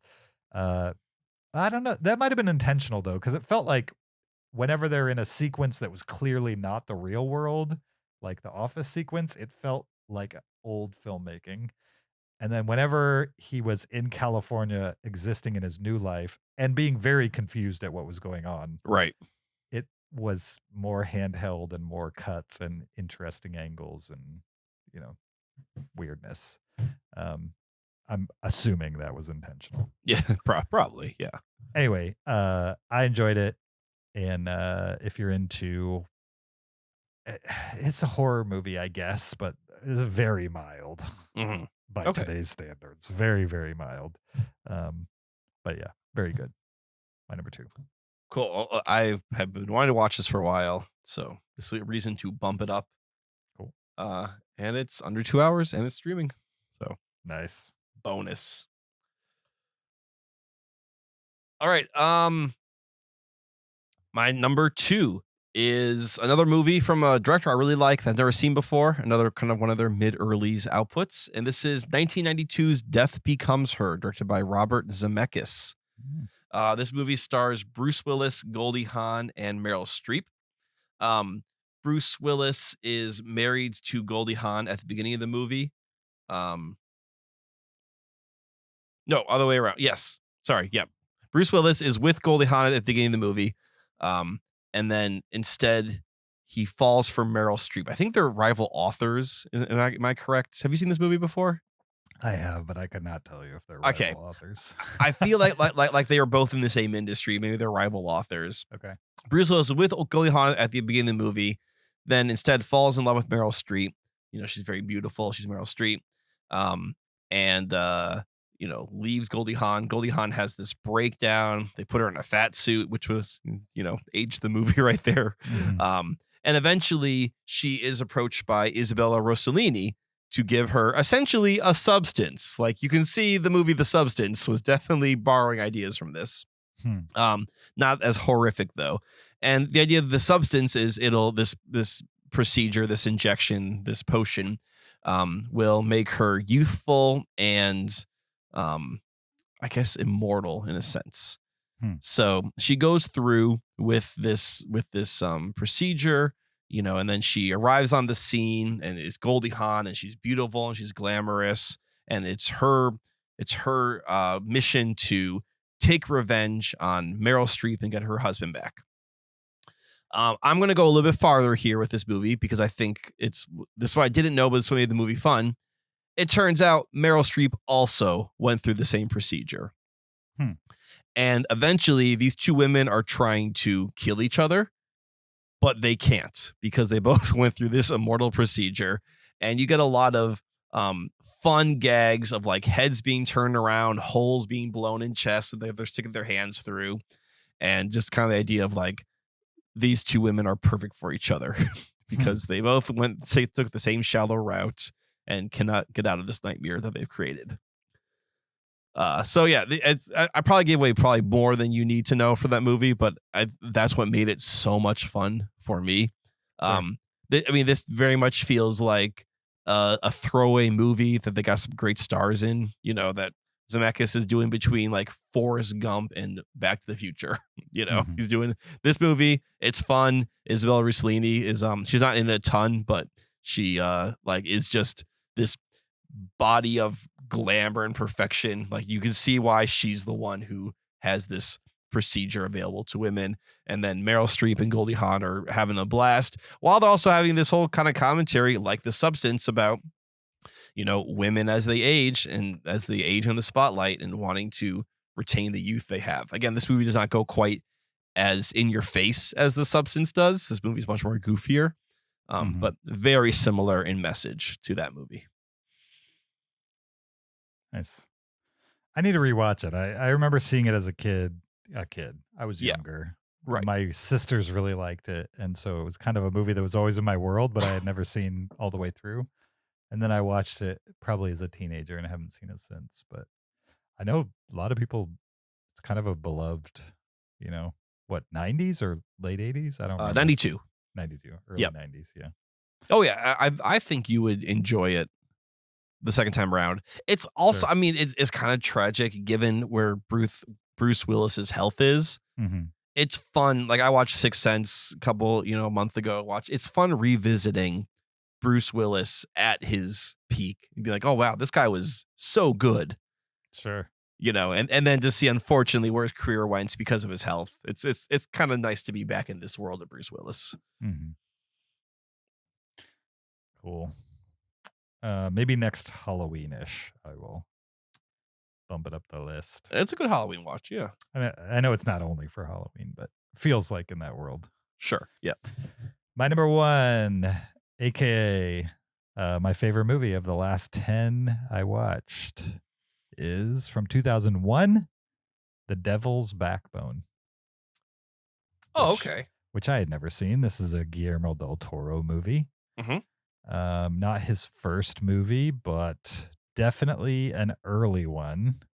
This is like pre-Blade 2, which was his US debut, and also happened to be the movie that came out right after Devil's Backbone. Okay. So he did Kronos, Mimic, Devil's Backbone, then Blade 2, Hellboy. That's where most people here in the US that's where I learned him. Yeah. learned about him. Then Pan's Labyrinth. That's when everybody learned, oh, he's not just a comic book movie guy. Yeah. And there's so much more Guillermo del Toro DNA in Pan's Labyrinth. Like from his first three movies compared to Blade 2 and Hellboy. Like Pan's Labyrinth makes so much more sense when you watch Kronos, Mimic, and The Devil's Backbone. Like those are, if you love Pan's Labyrinth, you should go watch those early Guillermo del Toro movies. Sure. Okay. Yeah. Because there's definitely a straighter line between those three and Pan's Labyrinth than Hellboy and Blade 2 and Pan's Labyrinth. So, Is this movie, Devil's Backbone, also gothic horror? definitely gothic horror. Yep. This one takes place during the Spanish Civil War, something like that. I think that's another Pan's Labyrinth connection right there, probably. Yeah, it's set in Spain, 1939, during the final year of the Spanish Civil War. Okay. Basically, there's a bunch of young boys who are orphaned at this point in the war, and they are kind of collected as orphans in this makeshift boys' orphanage in this small walled-in town in the middle of what looks like a desert or like a wide open area. And a bomb was dropped right in the middle of this little town orphanage compound, but it didn't explode. So there's just like a random bomb that's like halfway in the dirt in the middle of this town that exists through the entire movie. You know what I mean? Like things happen and the camera kind of circles this bomb as time goes on.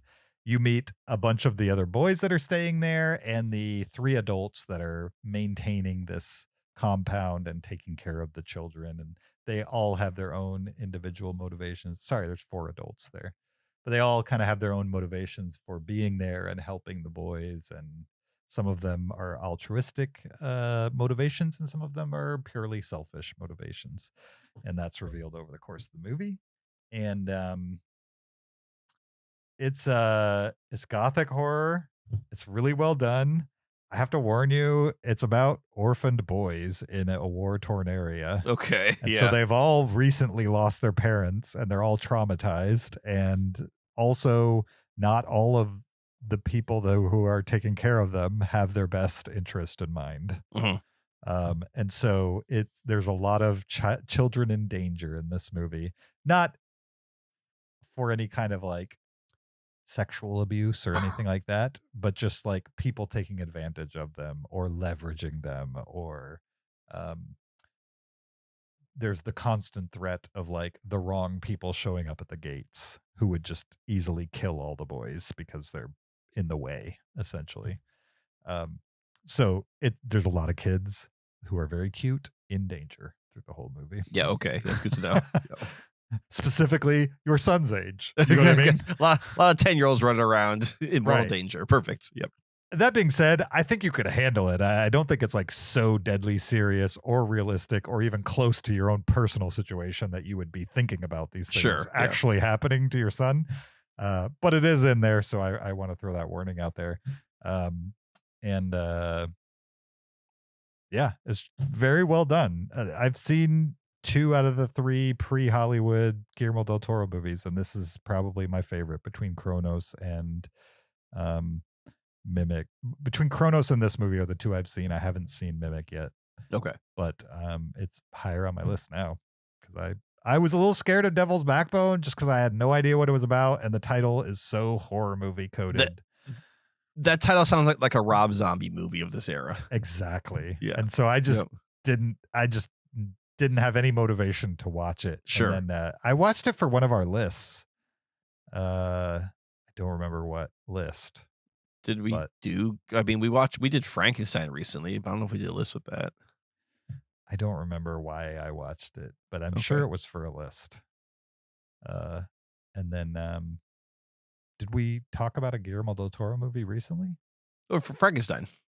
Okay. I may have watched it just because we were talking about Frankenstein. Sure. Even though we put no list to that, nor did we ever talk about putting a list to that. I don't think we ever did a list with that one, no. Right. So, but anyway. You're just in the zone for Guillermo. If you like Guillermo, or even if you don't, and you like his gothic movies that are popular, like Pan's Labyrinth or The Shape of Water, or even Frankenstein, you shouldn't be afraid of The Devil's Backbone, despite the title. He also produced The Orphanage, didn't he? I believe he did. Yeah. He didn't direct it, but that's another gothic horror. Also one that I haven't seen, but it's high. I literally own it. It's behind me. Oh, I just have not watched it. And I know you love that movie, so it's a top 100 movie with me that I've seen once and need to talk myself into watching again. It's like, I love this movie. The one time it scared the crap out of me, but it was done so well. So. You just want to confirm if it should stay there, right? Basically. I do. I want to confirm it stayed there, but also I do enjoy being in my basement. And I'm pretty sure if I watch that movie again, it's going to scare the crap out of you again. Yeah, because there's some basement stuff in that movie. So interesting. Yeah. Trigger warning for people who are scared of basements. Fair enough. All right. That's a good number 1. My number 1 is a 2025 film, and it's a documentary, which is crazy to have a number 1 documentary. I gave this movie 4 stars, so I did definitely enjoy it. It is called Come See Me in the Good Light. This is a documentary I had not heard of. My wife had heard of it because she listens to Tig Notaro's podcast, Handsome.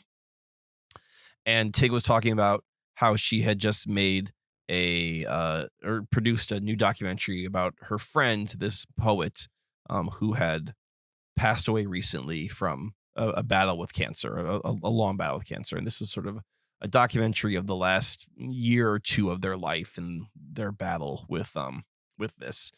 And so I was like, okay, this sounds like really heavy to watch a documentary about someone losing a battle to cancer. But Megan was really excited to watch it. So I said, cool, let's sit down and watch it together. And I found this movie to be so hopeful given the content of it all. So this movie is about Andrea Gibson, and Andrea Gibson was like the rock star of spoken word poetry.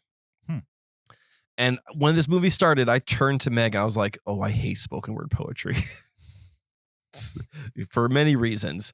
And as this movie went on, I was like, oh, I hate bad spoken word poetry. But I could see why Andrea Gibson was like, selling out maybe not arenas, but selling out concert halls to present their poetry. Because she knew how to make it entertaining. Yeah, exactly. Yeah, they went by they. Just I think there was a sort of a gender fluidity. Anyway, so I'm watching this movie and it's about Andrea and their husband Megan, who's also a writer, and they're going through this battle of Andrea has cancer and the ups and downs of that, and every time eventually Andrea has this realization that it's like, oh, this is my life now, like this is the life I have, and almost finds this serenity in the fact of like, I know what life is now, I know what life I have, and am I going to spend my life choosing option A or option B? Am I going to choose my choosing the path of sorrow or the path of happiness? And then you juxtapose that with their wife, who has to live with what happens afterwards. So I just found this to be a very well done documentary, a very emotional documentary. It made me enjoy slam poetry, which was her spoken word poetry, which is not easy to do. I imagine. Not easy to do whatsoever. And there is a narrative arc to this movie too. So it's not just you're not just flying the wall. Like they do craft a story within this person's life as they're going through this battle. So yeah, I was surprised by this movie that I enjoyed it as much as I did, given the subject matter, because the central person was such an interesting person who had a unique viewpoint on what their life was going to be going forward. Nice. She was a year older than me. That always freaks me out. Yeah, I know. So sounds it. I'm totally in. I mean, not only because you loved it, but it looks like universally loved movie. From what I can tell. Yeah. It's got a lot of 4, 4.5, 5 star. It's on Apple TV, so it's pretty easy to stream. It's pretty easy to find, and it's under 2 hours. So yeah, nice. It's good. So crazy. Evidently, she had a Substack newsletter that she sent out, and death sucks. It just stops. Yeah, right. Yeah, you know what I mean? Yeah. Did I tell you about this heavy metal history podcast I found during pandemic? No, I don't. It was. I think it's called like Heavy Metal History. It was put on by this, I think, a guy who was from Australia. And it was something where like I found it a couple years later, so I was just listening to like through it all in order, and I'm listening to it, and it's like every episode he does like an hour in depth on one sub micro genre of metal, which for metal fans, it's fun to dig into like all the little niche genres of it, and then I eventually the feed just stopped.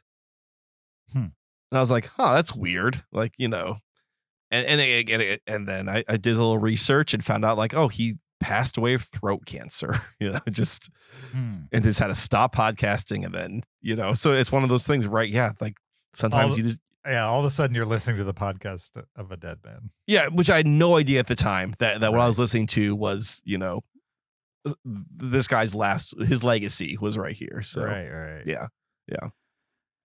Yeah, it's weird because I mean, famous people have always died. It's not like that's a new thing, but I think before there was like a palpable distance between famous people and consumers of whatever that famous person's doing.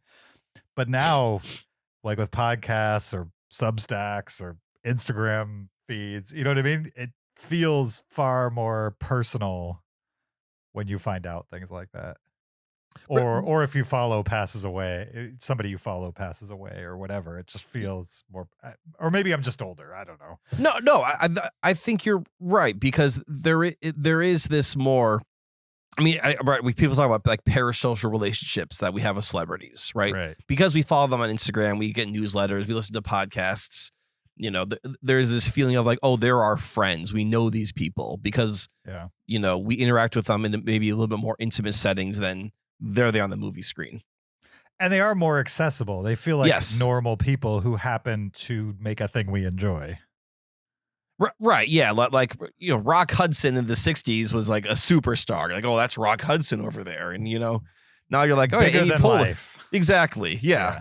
Not that Amy Poehler's bigger than life, but everyone has a podcast now. Like, and they all invite their friends on and chat away. So even Amy Poehler is like, why does she have a podcast? Like, she should be bigger than a podcast. But podcasts are bigger than most things. So why wouldn't she have a podcast? Easy money, right? You work like an hour a week. Consistent money too. As an actor, I imagine it's best case scenario. Right. You you have do it whenever you team. Want. Yeah. Exactly. Yeah. You do it whatever you want. You don't have to memorize lines. You just show up, talk for an hour, go home. Everybody else does everything else for you. And you have a consistent paycheck. For sure. If I had entered this podcast, I would not be on it. The fact that you do all the work, James, like I show up, I watch a movie or two, we talk for a couple hours, and then I move on and say, hey, what are we doing next week? And so. Sure. Yeah. Exactly. I'm not getting paid to do this, but at least I don't have to work that hard at it either. So definitely. All right. Well, I'm sold on Come See Me in the Good Light. Yeah, I think it's worth checking out just because it's such a unique documentary. And I learned about someone. Make me cry? It might. Did you? I think emotional? I got emotional. Yes. Okay. I mean, because it is dealing with death of a person who's shouldn't be dead yet. You watched this with Megan, right? I did. Yes. Did she cry? Is she a crier? She can get more emotional. Yes, she can get. She teared up a little bit. Yeah. All right. I'm ready.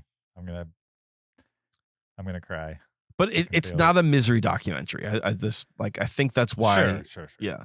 There is a silver lining, a positivity to it. Yeah. Well, did you know she died? I didn't. Going in, I did not know she died. Okay. Megan knew. Right. So she kept it from you. Yeah, exactly. And I was like, oh, that's tragic. Yeah, there was that documentary like a year or two ago about John Batiste and his wife who went through cancer. Oh yeah. And I cried during that one. Not like sobs or anything, but single teardrop type stuff. Sure. And that one's not a misery documentary either. It's about, it's about a celebration. You're right. Of life in a weird way. While one is having the highest point in their personal career. Sure. Or whatever, their career. Yeah. That same person is having his lowest moment.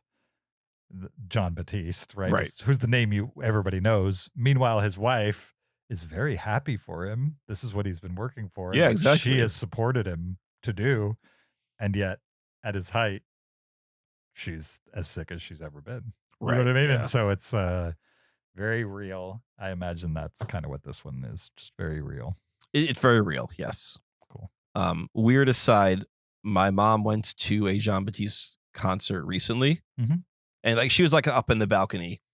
And then he came up in the balcony with his band and played next to her. That's cool. And as he was walking away, she was like, "This is great. I love your music." And then he hugged her. That totally sounds like John Batiste. Yeah, exactly. So I mean, I don't know the guy personally, but everything I see from him, does not seem like a person who forgoes any hugs. No, exactly. So she's like, "I got a hug from Jean Baptiste," and she has these pictures of him like right next to him, rocking out up in the balcony. So, have you seen those piano videos with him online? No. So you've seen Drumeo videos where like they'll take a drummer. Yeah, I love those. Like they hear so and so for the first time. So they do that with him, but on a piano. Oh. And so there's a great one where he's doing Holiday by Green Day. But they're basically leave out everything but the guitars and the singing.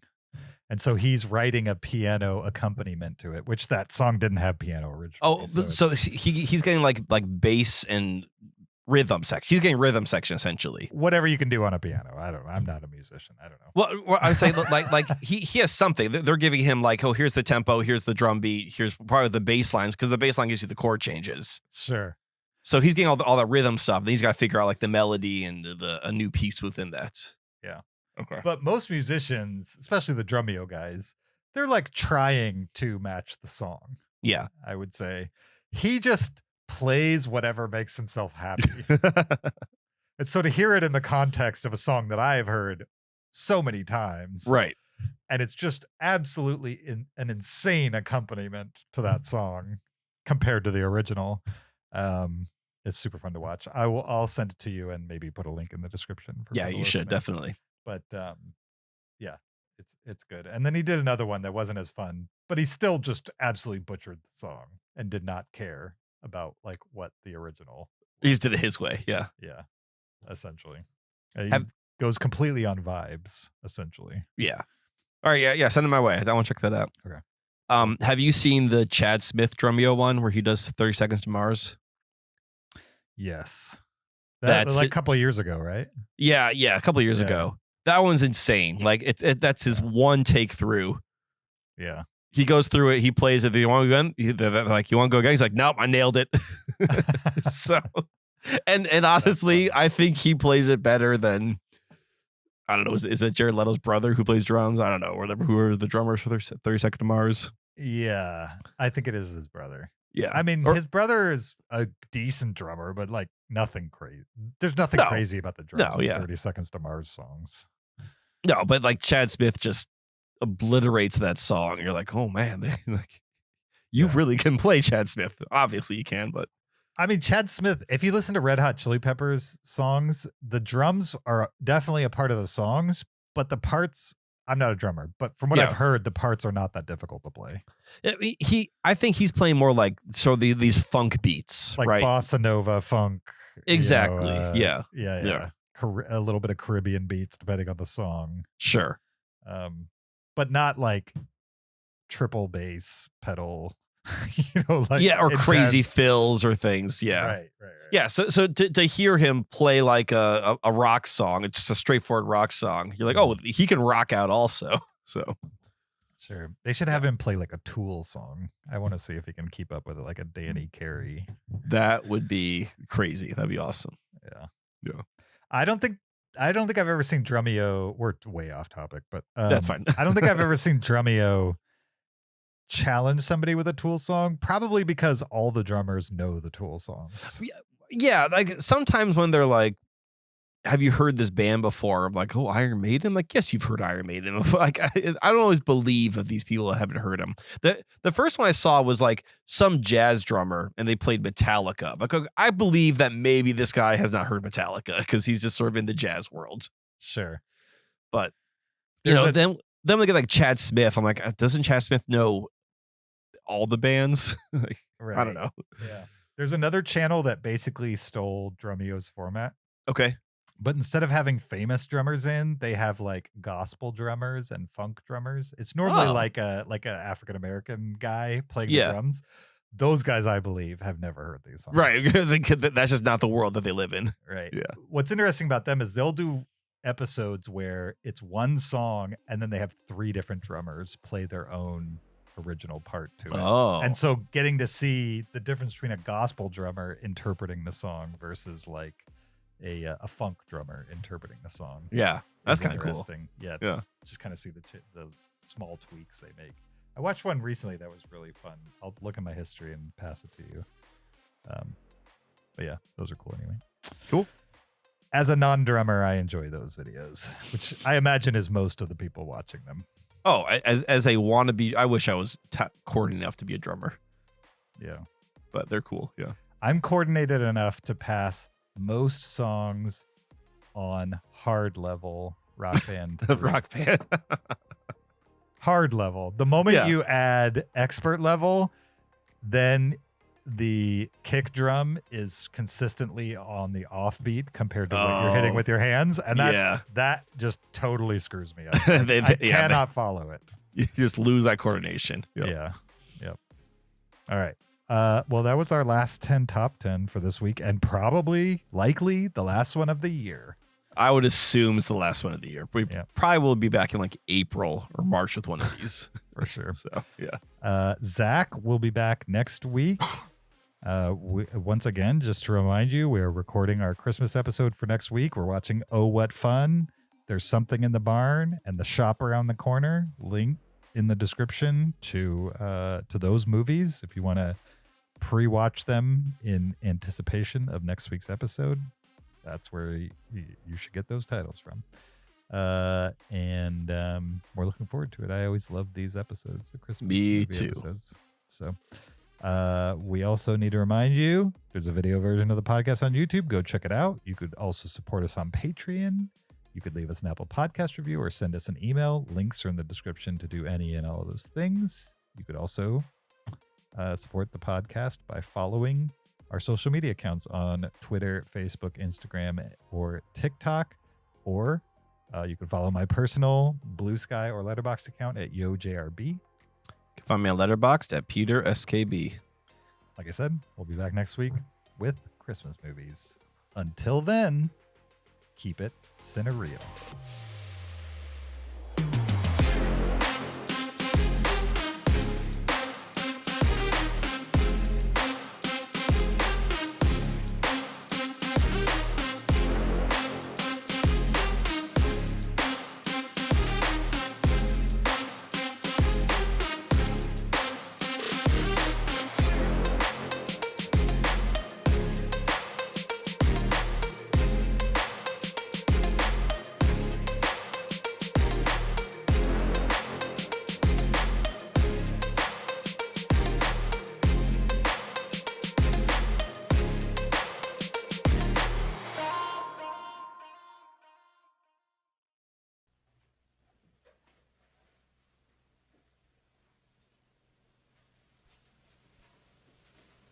You're still here?